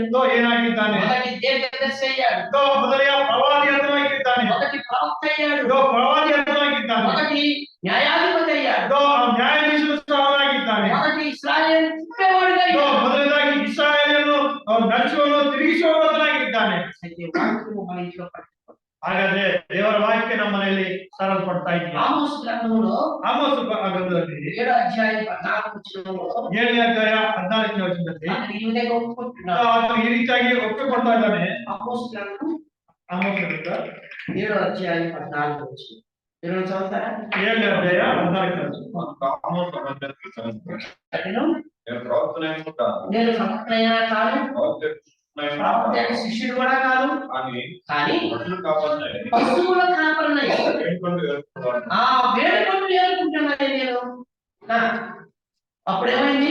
నా మందలను నేను కాయచుండగా యెహోవాను పిలిచి యెహోవాను పిలిచేది చాలు కదా. ఎట్లాంటి వాడు ఈ ఆమోసు? ಓ ಯಾವ ರೀತಿಯಾದ ಈ ಆಮೋಸು? నేను పశువులు ಓ తెలుసుకుంటున్నాను. ನನ್ನ ಕುರಿಗಳನ್ನು ನನ್ನ ಹಸುಗಳನ್ನು ನಾನು నేను ಮೇಯಿಸ್ಕೊಳ್ತಾ ಇದ್ದೆ. ప్రవక్తని కాదు, ನಾನು ಪ್ರವಾದಿ ಅಲ್ಲ. ప్రవక్త యొక్క శిష్యుడు కాదు. ನಾನು ಪ್ರವಾದಿ ಅಂತ ಶಿಷ್ಯನು ಸಹ ಅಲ್ಲ. నేను పశువులు వేడుకుంటూ ನಾನು ಹಸುಗಳನ್ನು నా ಕಾಯಿಸಿಕೊಂಡಿದ್ದ ఆత్మ వేడుకుంటూ నింపుకుంటున్నాను. ನನ್ನ ಒಂದು ಬುಟ್ಟಿಯನ್ನು ಆ ಒಂದು ಅಂಜೂರ ಹಣ್ಣುಗಳಿಂದ ನಾನು ತುಂಬಿಸಿಕೊಳ್ತಾ ಇದ್ದೆ. ఆ సమయంలో దేవుడు వాక్యం ప్రత్యక్షమైంది. ಆ ಸಮಯದಲ್ಲಿ ದೇವರ ವಾಕ್ಯ ಉಂಟಾದಾಗ ఆ ప్రత్యక్షమయ్యి ಆ ಉಂಟಾದ ಸಮಯದಲ್ಲಿ ఇదిగో ఇలాగ ప్రకటించండి. ಈ ರೀತಿಯಾಗಿ ನೀನು ಹೋಗಿ ಸಾರ ಅಂತ ಹೇಳ್ತಾ ಇದ್ದಾನೆ. కాబట్టి సమయం చిన్నవాడు ಸಮಯವು ಚಿಕ್ಕವನಾಗಿದ್ದಾನೆ. దేవుని మాటకు లోబడి దేశశక్తిగా ప్రవక్తగా స్థిరపరచబడ్డాడు. ದೇವರ ಮಾತಕ್ಕೆ ಒಳಗಾಗಿ ದೇವರ ಕಟ್ಟಳೆಗಳನ್ನು ಕೇಳು ದೀರ್ಘದರ್ಶಿಯಾಗಿ ಮತ್ತು ಅದೇ ರೀತಿಯಾಗಿ ಪ್ರವಾದಿಯಾಗಿ ಸ್ಥಿರವಾಗಿದ್ದಾನೆ. ఆమోసు పశువులు కాపరి, ಆಮೋಸನು ಹಸುವನ್ನು దేవుని ఏడుకొనేవాడు. ಅವನು ಹಕ್ಕಿಗಳನ್ನು ಆತನು ಎತ್ಕೊತಾ ಇದ್ದಾನೆ. కాబట్టి ఆ సమయంలో దేవుని వాక్యం ప్రత్యక్షమైన ఆ వాక్యానికి లోబడి ఇశ్రాయేలు సరిదిద్దడానికి అతడు గొప్ప ప్రవక్త అయ్యాడు. ಆ ಸಮಯದಲ್ಲಿ ದೇವರ ವಾಕ್ಯ ಅಲ್ಲಿ ಉಂಟಾದಾಗ ದೇವರ ವಾಕ್ಯವನ್ನು ಕೇಳಿದಾಗ ಇಸ್ರಾಯೇಲ್ ಜನಾಂಗಕ್ಕೆ ಆತನು ದೊಡ್ಡ ಪ್ರವಾದಿಯಾಗಿ ಆತನು ನಿಂತಿದ್ದಾನೆ. గొర్రెల కాపరిగా మోషేని పిలిచాడు దేవుడు. ಕುರಿಗಳನ್ನು ಕಾಯಿಸುವಂತ ಮೋಶೆಯನ್ನು ಸಹ ದೇವರು ಕರೆದಿದ್ದಾನೆ. విద్యానగరంలో ఉంటూ ఉండగా ಆತನು ಅರಣ್ಯದಲ್ಲಿ ಇದ್ದಾಗ మోషే ఇదిగో నేను నీతో మాట్లాడాలనుకుంటున్నాను. ಮೋಶೆ ಇದೋ ನಿನ್ನೊಟ್ಟಿಗೆ ನಾನು ಮಾತಾಡಬೇಕು ಅಂತ ಹೇಳಿದಾಗ నీవు ఇంత సుఖంగా ಓ ఉన్నావు, ನೀನು ಇಲ್ಲಿ ಸುಖವಾಗಿದ್ದೀಯಾ? నా ప్రజలు ఐగుప్తు దేశంలో శ్రమను ಓ, అనుభవిస్తున్నారు. ನನ್ನ ಒಂದು ಜನಾಂಗವು ಐಗುಪ್ತ ದೇಶದಲ್ಲಿ ಅವರು ಶ್ರಮಗಳನ್ನು ಅನುಭವಿಸ್ತಾ నా ಇದ್ದಾರೆ. ప్రజలు అక్కడ హింస ಓ, పొందుతున్నారు. ನನ್ನ ಒಂದು ಜನಗಳು ಅಲ್ಲಿ ಹಿಂಸೆ ಹೋಗುವಂತರಾಗಿದ್ದಾರೆ. వారి యొక్క మొర నా సన్నిధికి చేరింది. ಓ, ಅವರ ಒಂದು ಬೇಡಿಕೆ ಅವರ ಒಂದು ಮೊರೆ ನನ್ನ ಬಳಿ ಸೇರಿದೆ. నేను చేస్తానన్నటువంటి వాగ్దానం లేకపోతే అబ్రహాముతో చేసిన వాగ్దానం అది సమీపమైంది. ಓ, ನಾನು ಮಾಡುತ್ತೇನೆ ನಾನು ಕೊಟ್ಟಂತ ಒಂದು ವಾಗ್ದಾನ ಅಬ್ರಹಾಮನ ಬಳಿ ಇದ್ದಂತ ಆ ಒಂದು ಮಾತು ಅಲ್ಲಿ ಅದು ಸಮಯ ಹತ್ರ ಬಂದಿದೆ. నువ్వు వెళ్ళి వారిని పిలిపించమని చెప్పాడు. ನೀನು ಹೋಗಿ ಅವರನ್ನ ಬಿಡಿಸು ಅಂತ ಹೇಳಿದ್ದಾಗ అనేక సార్లు చెప్పాడు, ಎಲ್ಲ ಕಾರಣಗಳು ನೆನಪುಗಳು ಹೇಳಿದ್ದಾನೆ. అయినప్పటికీ దేవుడు అతని వదలలేదు. ಆದ್ರೂ ಸಹ ದೇವರವರನ್ನು ಬಿಡಲಿಲ್ಲ. నేను గొప్ప నాయకుడు అయ్యాడు. ಆದ್ರೆ ಅದಕ್ಕಾಗಿ ಆತನು ದೊಡ್ಡ ನಾಯಕನಾಗಿದ್ದಾನೆ. కాబట్టి దేవుని వాక్యం ఏ ఇంట్లో ఉంటారు, ಓ, ದೇವರ ವಾಕ್ಯ ಯಾವ ಮನೆಯಲ್ಲಿ ಇರೋದಾಗಿದೆಯೋ వాళ్ళు దేవుని కొరకు నమ్మకమైన వారిగా ఉంటారు. ಅವರು ದೇವರಕ್ಕಾಗಿ ನಂಬಿಕೆಸ್ಥರಾಗಿರುತ್ತರಾಗಿದ್ದಾರೆ. వారు వాక్యం ఎక్కడైతే ప్రకటన పడుతూ ఉందో, ಯಾವಾಗ ದೇವರ ವಾಕ್ಯ ಸರಳ ಕೊಡ್ತಾ ಇದ್ರು ఏ ఇంట్లయితే వారు వాక్యము ప్రకటన పడుతూ నష్టపోవడానికి ఇష్టపడ్డారు, కానీ ప్రభు నిమిత్తము వారు గొప్ప కార్యాలు చేస్తారు. ಯಾವ ಮನೆ ದೇವರ ಒಂದು ವಾಕ್ಯ ಸಾರ ಕೊಡೋದಕ್ಕಾಗಿ ತಮ್ಮ ಮನೆಯಲ್ಲಿ ಸಹ ನಷ್ಟಪಡುತ್ತಾರೋ ಅವರ ಒಂದು ಮನೆಯನ್ನು ದೇವರು ಘನಪಡಿಸುವಂತವರಾಗಿದ್ದಾರೆ. అట్లయితే ಹಾಗಾದ್ರೆ మన ఇల్లు రక్షణ పొందిన గృహంగా ఉందా? ನಮ್ಮ ಒಂದು ಮನೆ ರಕ್ಷಣೆ ಕೊಡುವಂತ ಗೃಹವಾಗಿದೆಯಾ? మన ఇల్లు దేవుని వాక్యాన్ని బోధించే గృహంగా ఉందా? ನಮ್ಮ ಒಂದು ಮನೆ ದೇವರ ವಾಕ್ಯವನ್ನು ಸಾರಿಸುವ ಮನೆ ಆಗಿದೆಯಾ? కాబట్టి అన్ని చూడడానికి కాదు, మనం ఒకటి చూసుకున్నాం, మనం చూసుకుందాం. అపోస్తల కార్యాలు 12వ అధ్యాయం 12వ వచనం. ಅಪೊಸ್ತಲರ ಕೃತ್ಯಗಳು 12ನೇ ಅಧ್ಯಾಯ 12ನೇ ವಚನ. వీళ్ళు ఆలోచించుకుని ఆ, అతను మార్పులను మార్పులుగా యోగం సరైన మరియకి వచ్చాను. ఇంటికి వచ్చాను. అక్కడ అనేకులు గురి ప్రార్థన చేసింది. అక్కడ అనేకులు కూడి ప్రార్థన చేస్తున్నారు. ತರುವಾಯ ಅವನು ಯೋಚನೆ ಮಾಡಿಕೊಂಡು ಮಾರ್ಕನೆನಿಸಿಕೊಳ್ಳುವ ಯೋಹನ ತಾಯಾದ ಮರಿಯಳ ಮನೆಗೆ ಬಂದನು. ಅಲ್ಲಿ ಅನೇಕರು ಕೂಡಿ ಬಂದು ಪ್ರಾರ್ಥನೆ ಮಾಡುತ್ತಿದ್ದರು.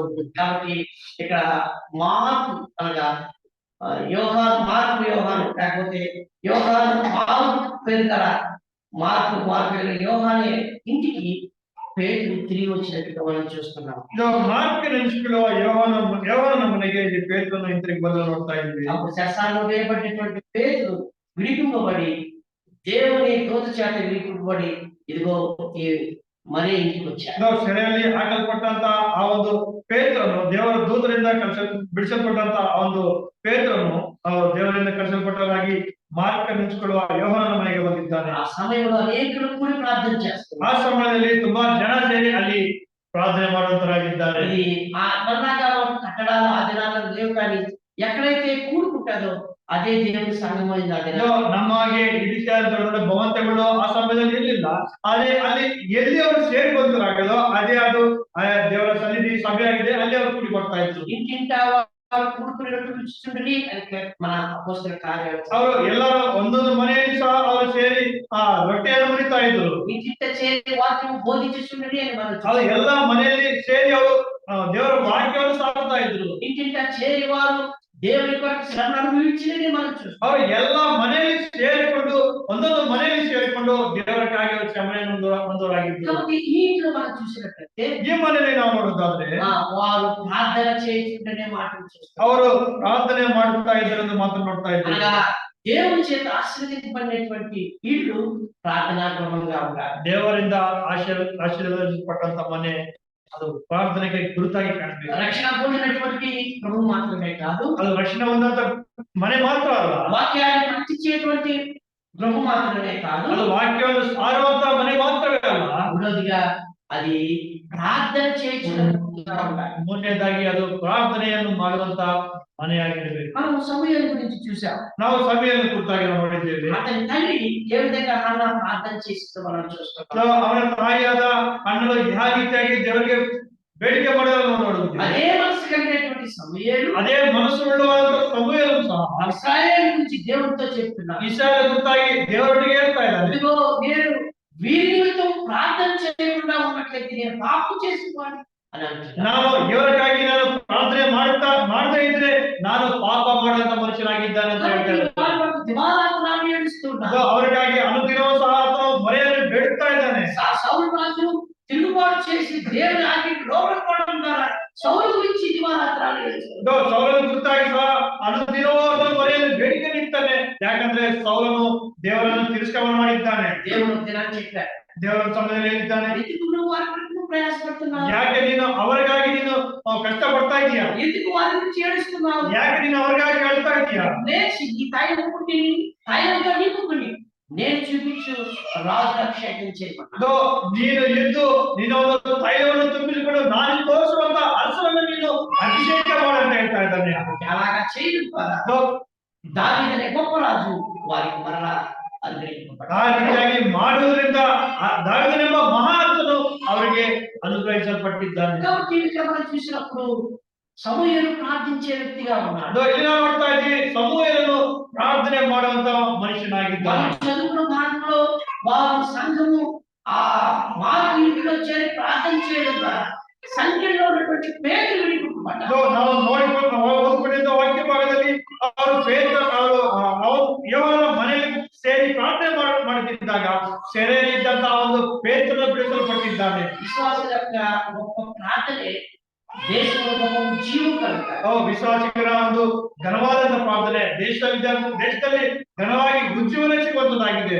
విశ్వాసుల యొక్క ప్రార్థನೆ ದೇಶಗಳ మార్పులను తీసుకొస్తారు. ವಿಶ್ವಾಸಿಗರ ಒಂದು ಪ್ರಾರ್ಥನೆ ದೇಶದಲ್ಲಿ ಬದಲಾವಣೆಗಳನ್ನು ತರುವಂತದ್ದಾಗಿದೆ. విశ్వాసుల యొక్క ప్రార్థನೆ దేశంలో రక్షింపబడిన వారిని రక్షింపబడినట్టు చేస్తారు. ವಿಶ್ವಾಸಿಗರ ಪ್ರಾರ್ಥನೆ ರಕ್ಷಣೆ ಇಲ್ಲದವರು ರಕ್ಷಣೆಗೆ ತರುವಂತದ್ದಾಗಿದೆ. దేశంలో ఉన్నటువంటి విశ్వాసుల ప్రార్థనే ఇదిగో మన దేశంలో ఆత్మీయంగా అనేక కుటుంబాలు కట్టబడతాయి. ವಿಶ್ವಾಸಿಗರ ಪ್ರಾರ್ಥನೆ ದೇಶದಲ್ಲಿ ಅನೇಕ ಕುಟುಂಬಗಳು ಆತ್ಮೀಯ ಜೀವನದಲ್ಲಿ ಅವರು ಒಂದು ಕಟ್ಟಿಸುವುದಕ್ಕೆ ಸಾಧ್ಯವಾಗುತ್ತದೆ. ಬಾಬಿಲೋನ ಸೆರೆಯಲ್ಲಿದ್ದಂತ ಶದ್ರಕ್ ಮೇಷಕ್ ಅಬೇದ್ನೆಗೋನವರು ಏನು ಮಾಡಿದ್ದಾರೆ? ಅವರಿಗೆ ವಿರೋಧವಾಗಿ ಕಟ್ಟಳೆಗಳು ನಿನ್ನವಾಗಿದ್ದಾವೆ. ಅವರು ಬೆಂಕಿಯಲ್ಲಿ ಅವರು ಹಾಕಲ್ಪಟ್ಟಿದ್ದಾರೆ. ಸಿಂಹಗಳ ಬೋನಿನಲ್ಲಿ ಸಾವಿರ ಹಾಕಲ್ಪಟ್ಟಿದ್ದಾರೆ. ದಾನಿಯೇಲನು ಏನ್ ಮಾಡಿದ್ದಾನೆ ಅವನ ಬೋನಿನಲ್ಲಿ? ಹೊರಗಿದ್ದಾಗ ಏನ್ ತಪ್ಪು ಮಾಡಿದ್ದಾನೋ ಅದೇ సింహాలను కూడా చేస్తుంటారు. అదే సింహంలో ಬೋನಿನಲ್ಲಿ ಸಾಧನ ಮಾಡಿದ್ದಾನೆ. దినాలు రోజు 3 దినాలు ఇదిగో యెరూషలేము తట్టు ಕಿಟಕಿ ತೆರೆಸಿ ಪ್ರಾರ್ಥನೆ చేయడం ತಪ್ಪು. ತನ್ನ ಒಂದು ಬಾಗಿಲುಗಳನ್ನು ಯೆರೂಸಲೇಮಿನ ಕಡೆಗೆ ತೆಗೆದು ಒಂದು ದಿನಕ್ಕೆ 3 ಬಾರಿ ಪ್ರಾರ್ಥನೆ ಮಾಡುವುದು ಆತನು ಮಾಡಿದಂತ ತಪ್ಪಾಗಿತ್ತು. దానిని బట్టి సింహాల గుహలో వేయబడ్డాడు. ಆದ್ರಿಂದ ಅವರು ಸಿಂಹದ ಬೋನಲ್ಲಿ ಹಾಕಲ್ಪಟ್ಟಿದ್ದಾನೆ. ఆ దేవునికి ప్రార్థన చేసేదే సింహాల గుహలో ప్రార్థన చేస్తారు.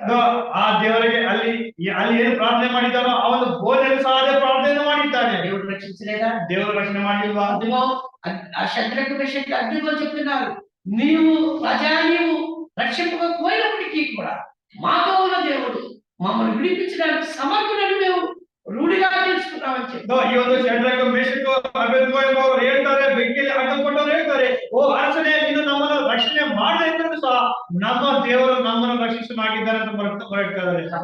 ಜ್ಞಾಪಕం చేస్తున్నారు. ಈ ಮಾತುಗಳನ್ನು ನಾವು ನೆನಪು ಮಾಡಿಕೊಂಡಿದ್ದಾರೆ. శద్రకు మెషకు తప్పించినటువంటి దేవుడు ಶದ್ರಕ ಮೇಷಗಳನ್ನು ತಪ್ಪಿಸಿದ ದೇವನಾಗಿದೆ. పేతురుని సాధించటం ಬೇತನು ಸೆರೆಯಿಂದ ತಪ್ಪಿಸಲ್ಪಟ್ಟ ದೇವರು.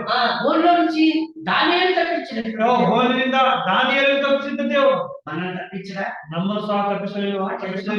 మన కుటుంబాలుగా ఉండాలంటే ಹಾಗಾದ್ರೆ ನಮ್ಮ ಕುಟುಂಬಗಳು ಯಾವ ರೀತಿಯಾಗಿರ್ಬೇಕು? ప్రార్థన కుటుంబాలుగా ಪ್ರಾರ್ಥನೆ ಮಾಡುವಂತ ಕುಟುಂಬ. నెహెమ్యా కూడా అదే చేశాడు. ನೆಹೆಮ್ಯನ సహోదరి ಮಾಡಿದ್ದಾನೆ. చెరసాలలో నుంచి బబులోను చెరలో నుంచి దేవుడికి ప్రార్థన చేయగా అతడు ఆ బబులోను రాజు ఎత్తుకోపోయిన ఖజానా అంతా ఇచ్చాడు. ಬಬುಲೋನ್ ಸೆರೆಯಿಂದ ದೇವರಿಗೆ ಮೊರೆ ಇಟ್ಟಿದ್ದಾಗ ಆ ಒಂದು ಅರಸನು ತಗೊಂಡು ಹೋಗಿದ್ದಂತ ಎಲ್ಲ ಖಜಾನವನ್ನು ಅದು ಹಿಂತಿರುಗಿ ಉಪಕರಣಗಳನ್ನು ಹಿಂತಿರುಗಿ ತಂದಿದ್ದಾನೆ. అవి బంగారు, ಅವು ಚಿನ್ನವಾಗಿದ್ದಾವೆ, ಬೆಳ್ಳಿಯೂ ಆಗಿದ್ದಾವೆ, అవన్నీ కూడా చాలా విలువైనవి. ಅವೆಲ್ಲವೂ ಸಹ ತುಂಬಾ ಬೆಲೆ ಇರುವಂತೂ ಆಗಿದ್ದಾವೆ. నెహెమ్యా ఇలాగా ప్రార్థన చేశాడు. ನೆಹೆಮ್ಯನು ಈ ರೀತಿಯಾಗಿ ಪ್ರಾರ್ಥನೆ ಮಾಡಿದ್ದಾನೆ. వీరి కొరకు ಇವುಗಳಿಗಾಗಿ ఒకవేళ నేను ప్రయాణం చేస్తూ పోతూ ఉండగా ಒಂದು ಬಾರಿ ನಾನು ಪ್ರಯಾಣ ಮಾಡ್ತಾ ಹೋಗುತ್ತಿರುವಾಗ వాళ్ళ చేతిలో చిక్కి ఒకరికి కోల్పోవచ్చేమో, ಕಳ್ಳರ ಕೈಯಲ್ಲಿ ಸಿಕ್ಕು ಇದನ್ನ ನಾನು ಕಳೆದುಕೊಳ್ಳಬಹುದೇನೋ, దానికి ಅದರಿಂದ సహాయంగా రాజు దగ్గర నేను సైనికులు అడగచ్చు. ಅದರಿಂದ ಅದಕ್ಕಾಗಿ ಒಂದು ಸಹಾಯವನ್ನು ನಾನು ಅರಸನಿಂದ ಕೇಳಬಹುದು. అయితే ఆ సహాయం నాకొద్దు. ಆದ್ರೆ ಆ ಸಹಾಯ ನನಗೆ ಬೇಡ. ఆకాశమందుని దేవుని వైపు నేను ప్రార్థన చేసి ಆಕಾಶದಲ್ಲಿದ್ದಂತ ಅವನು ದೇವರ ಕಡೆಗೆ ನಾನು ನೋಡಿ ನಾನು ಪ್ರಾರ್ಥನೆ ಮಾಡಿ రాజు నుంచి సహాయం పొందడానికి సిగ్గు పొందిన వాడినాయి. నేను రాజును అడగలేదు అని నెహెమ్యా ಅರಸನಿಂದ ಸಹಾಯವನ್ನು ಹೊಂದೋದಕ್ಕೆ ನಾನು ನಾಚಿಕೆ ಪಟ್ಟಕ್ಕಾಗಿ ನಾನು ಅರಸನ ಸಹಾಯವನ್ನು ಕೇಳಲಿಲ್ಲ ಅಂತ ಹೇಳ್ತಾ ಇದ್ದಾರೆ. మన సహోదరుడు ఈ విధంగా ఫోన్ చేసి చెప్తా ఉన్నాడు. ಒಬ್ಬ ಸಹೋದರಿ ಇದ್ದಾಗಿ ಫೋನ್ ಮಾಡಿ ಹೇಳ್ತಾ ಇದ್ರು. ఎవరు మనోహర్ అనుకుంటారు. మనోహర్ మాకు కూడా పెళ్లికి వచ్చారు. ನಮ್ಮ ಅಂಕಲ್ ಅವ್ರ ಜೊತೆಗೆ ವಿವಾಹಕ್ಕೆ ಹೋಗಿದ್ದಾರೆ. తర్వాత ఇట్లాగా వాళ్ళు మాట్లాడుకుంటూ అంకుల్ నెల్లూరులో ఉన్నటువంటి ఎలహంకలో ఉన్నటువంటి ఎలహంకలో ఉన్నటువంటి అసెంబ్లీ వాళ్ళు మందిరం కట్టుతారు, వాళ్ళు బాగా కట్టుతున్నారని చెప్పాడు. ಎಲಕಲ್ಲಿರುವಂತ ಅವರು ಸಹ ಮನೆ ಸಭೆಯನ್ನು ಕಟ್ತಾರೆ, ಅವ್ರು ಚೆನ್ನಾಗಿ ಕಟ್ತಾರೆ ಅಂತ ಹೇಳ್ತಾರೆ. ప్రధానంగానంట ಆ ಸಹೋದರಿ ಹೇಳಿದ್ದಾರೆ, మనం కూడా ఏమైనా సహాయం చేద్దామా అని అన్నారు. ಹಾಗಾದ್ರೆ ನಾವು ಸಹ ಏನಾದ್ರು ಸಹಾಯ ಮಾಡ್ಬೋದು. ఆ మాటకి మాకు సంఘంలో ఉన్న వాళ్ళు సహాయం చేశారు, మనం దాని అదే మాకు తృప్తికరం అని చెప్పారు. ನಮ್ಗೆ ಸಭೆಯವರೇ ಸಹಾಯ ಮಾಡಿದ್ರೆ ಅದೇ ನಮ್ಗೆ ತೃಪ್ತಿಯಾಗಿ ಅದೇ ಸಾಕು. అంటే మనం ఇంత కట్టుకోవడానికి ఎవరు సహాయం చేశారు? ನಾವು ಇಷ್ಟು ಶುದ್ಧವಾಗಿ ಘನವಾಗಿ ಸಭೆಯನ್ನು ಕಟ್ಕೊಳ್ಳಿಕ್ಕೆ ಯಾರು ಸಹಾಯ ಮಾಡಿದ್ದಾರೆ? సంఘంలో ఉన్న వాళ్ళే. ಸಭೆಯಲ್ಲಿರೋರಾಗಿ సంఘంలో ఉన్న వాళ్ళు తమ గుట్టులు ఇప్పుడు ಸಭೆಯಲ್ಲಿರೋ ತಮ್ಮ ಒಂದು ಕೈಗಳು ತೆಗೆದ ಮುಖಾಂತರ ಇಷ್ಟು ಘನವಾಗಿ ನಾವು ಸಭೆಯನ್ನು ಕಟ್ಕೊಂಡಿದ್ದೇವೆ. కాబట్టి దేవుడి సహాయం కదా మనిషి సహాయం వ్యర్థమని మనం చూస్తాం. ಆದ್ರಿಂದ ದೇವರ ಸಹಾಯಕ್ಕಿಂತಲೂ ಮನುಷ್ಯರು ಮಾಡುವಂತ ಸಹಾಯ ಅದು ವ್ಯರ್ಥವಾಗಿದೆ ಎಂದು. మోషే అరణ్యంలో 30 లక్షల మంది పైగా సైన్యాన్ని లేకపోతే దేవుని ప్రజలను నడిపిస్తూ ఉన్నాడు. ಮೋಶೆ ಆ ಒಂದು ಅರಣ್ಯದಲ್ಲಿ 30 ಲಕ್ಷಕ್ಕಿಂತ ಹೆಚ್ಚಾದ ದೇವರ ಜನರನ್ನು ನಡೆಸ್ತಾ ಇದ್ದಾನೆ. ఏం చేసుకుంటాడు చెప్పండి? ಏನು ಮಾಡಿರ್ಬೋದು ಅವನು? దేవుని కాడి నుంచి సహాయం పొందడానికి ప్రార్థన చేస్తున్నాడు. ದೇವರಿಂದ ಸಹಾಯ ಹೊಂದಲು ಪ್ರಾರ್ಥನೆ ಮಾಡಿದ್ರು. ఈ విషయాన్ని కూడా జ్ఞాపకం చేసుకుంటాం. ಈ ವಿಷಯಗಳನ್ನು ನೆನಪು ಮಾಡ್ಕೊಂಡಿದ್ದಾರೆ. అనేక మంది పాత నిబంధన కొత్త నిబంధన భక్తులు మనం చూస్తూ ఉంటాం. ಅನೇಕ ಮಂದಿ ಹಳೆ ಒಡಂಬಡಿಕೆಯಲ್ಲಿ ಹೊಸ ಒಡಂಬಡಿಕೆಯಲ್ಲಿ ಭಕ್ತ ಜನರನ್ನು ನೋಡಿದ್ದಾಗ ప్రార్థన ద్వారానే పరలోకంలో దేవుడి నుంచి సహాయం పొందేవారు. ಅವರು ಪ್ರಾರ್ಥನೆ ಮುಖಾಂತರವೇ ಪರಲೋಕದಿಂದ ದೇವರಿಂದ ಅವರು ಸಹಾಯವನ್ನು ಹೊಂದಿದ್ದಾರೆ. చివరగా ఏలియా ఆనాటి ప్రజలు దేవునికి వ్యతిరేకంగా తిరుగుబాటు చేసి ఉంటుండగా వారు తిరిగి దేవుని దగ్గరికి రావడానికి ఏలియా ఇదిగో కర్మేలు కొండ మీద ఒక ప్రార్థన చేశారు. ಆಗಿನ ದೇವರ ಜನರು ದೇವರಿಗೆ ವಿರುದ್ಧವಾಗಿ ನಿಂತಿದ್ದಾಗ ಕರ್ಮೆಲಿನ ಬೆಟ್ಟದ ಮೇಲೆ ಏಲಿಯಾ ಮಾಡಿದಂತ ಪ್ರಾರ್ಥನೆ ಅವರಿಗೆ ಹಿಂತಿರುಗಿ ಬರುವುದಕ್ಕೆ ಸಹಾಯವಾಗಿತ್ತು. దేవుని కొరకు బలర్పించి గొప్ప తిరుగుబాటులో ఉన్నటువంటి వారిని దేవుని వైపు మళ్ళినట్లు చేసినటువంటి ದೇವರಿಗಾಗಿ ಯಜ್ಞಗಳನ್ನು ಪ್ರಾರ್ಥನೆಗಳನ್ನು ಸಮರ್ಪಿಸಿ ತಿರಸ್ಕಾರ ಮಾಡಿದಂತ ವಿರೋಧ ಮಾಡಿದಂತ ಜನರನ್ನು ಹಿಂತಿರುಗಿ ತರಿಸಿದ್ದಾನೆ. యెహోవాయే దేవుడని నమస్కారం చేసిరని మనం 18వ అధ్యాయం రాజుల గ్రంథం ಯೆಹೋವನೇ ಕರ್ತನು ಎಂದು ಅವರು ನಮಸ್ಕಾರ ಮಾಡಿದ್ದಾರೆ ಅಂತ ನಾವು ಆಚಾರ ಪುಸ್ತಕದಲ್ಲಿ ಗ್ರಂಥಗಳನ್ನು ನೋಡಬಹುದು. కాబట్టి ఒక దేవుని సన్నిధికి రావాలన్నా, ಒಬ್ಬರು ದೇವರ ಸನ್ನಿಧಿಗೆ ಬರಬೇಕೆಂದು ఆ సమస్యలు తీరాలన్నా, ಅವ್ರ సమస్యೆಗಳು తీరಬೇಕೆಂದು సంఘములో ఉన్నటువంటి ఉద్యమం, సంఘంలో ఉన్నటువంటి ప్రజల మధ్య ఉద్యమం రావాలన్నా, ಸಭೆಯಲ್ಲಿದ್ದಂತ ಜನಗಳ ನಡುವೆ ಉಜ್ಜೀವನ ಬರಬೇಕೆಂದ್ರು ಸಹ మన ఇంట్లో ప్రార్థన, ನಮ್ಮ ಮನೆಯಲ್ಲಿ ಪ್ರಾರ್ಥನೆ ಇರಬೇಕು. మన ఇంట్లో రక్షణ ఉందా, ನಮ್ಮ మನೆಯಲ್ಲಿ ರಕ್ಷಣೆ ಇದೆಯಾ? మన ఇంట్లో వాక్యం ఉందా, ನಮ್ಮ మನೆಯಲ್ಲಿ ವಾಕ್ಯ ಇದೆಯా? మన ఇంట్లో ప్రార్థన ఉందా? ನಮ್ಮ ಮನೆಯಲ್ಲಿ ಪ್ರಾರ್ಥನೆ ಇದೆಯಾ? అట్లయితే మరలా ఒకసారి చదువుకున్నాం. దయచేసి చదవండి సామెతల గ్రంథం 3వ అధ్యాయం 33వ వచనం. ಹಾಗಾದ್ರೆ ಮತ್ತೊಂದು ಬಾರಿ ಓದ್ಕೊಡುವ ಜ್ಞಾನಗಳ 3ನೇ ಅಧ್ಯಾಯ 33ನೇ ವಚನ. చదవండి. ಯೆಹೋವನೇ వీరికి యెహోవా ఆ, నీతిమంతుల నివాసం నీతిమంతుల నివాసం గలకి నీ నివాస స్థలం ఆయన ఆశీర్వదించు. నివాస స్థలం యెహోవా. ಯೆಹೋವನು ದುಷ್ಟನ ಮನೆಯನ್ನು ಶಪಿಸುವವನು, ನೀತಿವಂತರ ನಿವಾಸವನ್ನು ಆಶೀರ್ವದಿಸುವವನಾಗಿದೆ. కాబట్టి మన ఆశీర్వాదం భూ సంబంధమైనది కాదు, కానీ పర సంబంధించి. ಹಾಗಾದ್ರೆ ನಮ್ಮ ಒಂದು ಆಶೀರ್ವಾದ ಅದು ಭೂ ಸಂಬಂಧವಾದದಲ್ಲ, ಅದು ಪರ ಸಂಬಂಧವಾದದ್ದು, ಅದು ಶಾಶ್ವತವಾದದ್ದಾಗಿದೆ. కాబట్టి అది శాశ్వతమైనది. ಶಾಶ್ವತವಾದಾಗಿದೆ. ఈ లోకము వదిలినప్పటికీ కూడా పరలోకములో ಈ ಲೋಕವನ್ನು ಬಿಟ್ಟಿದ್ರು ಸಹ ಅದು ನಮಗೆ ಪರಲೋಕದಲ್ಲಿ ಸಿಗುವಂತದ್ದಾಗಿದೆ. అటువంటి నివాస స్థలాలుగా మన గృహాలు, మన సంఘాలు ప్రభు సహాయం. ಆ ರೀತಿಯಾಗಿ ನಿವಾಸಕ್ಕೆ ಯೋಗ್ಯವಾಗಿ ನಮ್ಮ ಒಂದು ಮನೆಗಳು, ನಮ್ಮ ಬೇಕೆಂದು ದೇವರನ್ನು ಆಶೀರ್ವದಿಸಿ. మనం ప్రార్థన చేసుకుని ముగించుకుందాం. ಪ್ರಾರ್ಥನೆ ಮಾಡ್ಕೊಂಡು ನಾವು ಮುಕ್ತಾಯ ಮಾಡ್ಕೊಂಡು తర్వాత చిన్న ప్రోగ్రామ్ ఉంది. ನಂತರ ಪ್ರೋಗ್ರಾಮ್ ಇದೆ. తర్వాత మీ అందరికీ స్నాక్స్ ನಂತರ ಸ್ನಾಕ್ಸ್ మన మధ్యలో డాడీ ప్రార్థన చేస్తాం. ನಮ್ಮ ಕಡೆ ಎಲ್ಲ ಸಹೋದರಿದ್ದಾರೆ, ಅವರು ಪ್ರಾರ್ಥನೆ ಮಾಡುವಂತರಾಗಿದ್ದಾರೆ. ప్రార్థన చేసుకుందాం. కృపా కనికరముల గల మా పరమ తండ్రి, పరిశుద్ధమైన పాదములకు స్తోత్రములు. ఇదిగో నాయన, ఆరాధనలో నాయన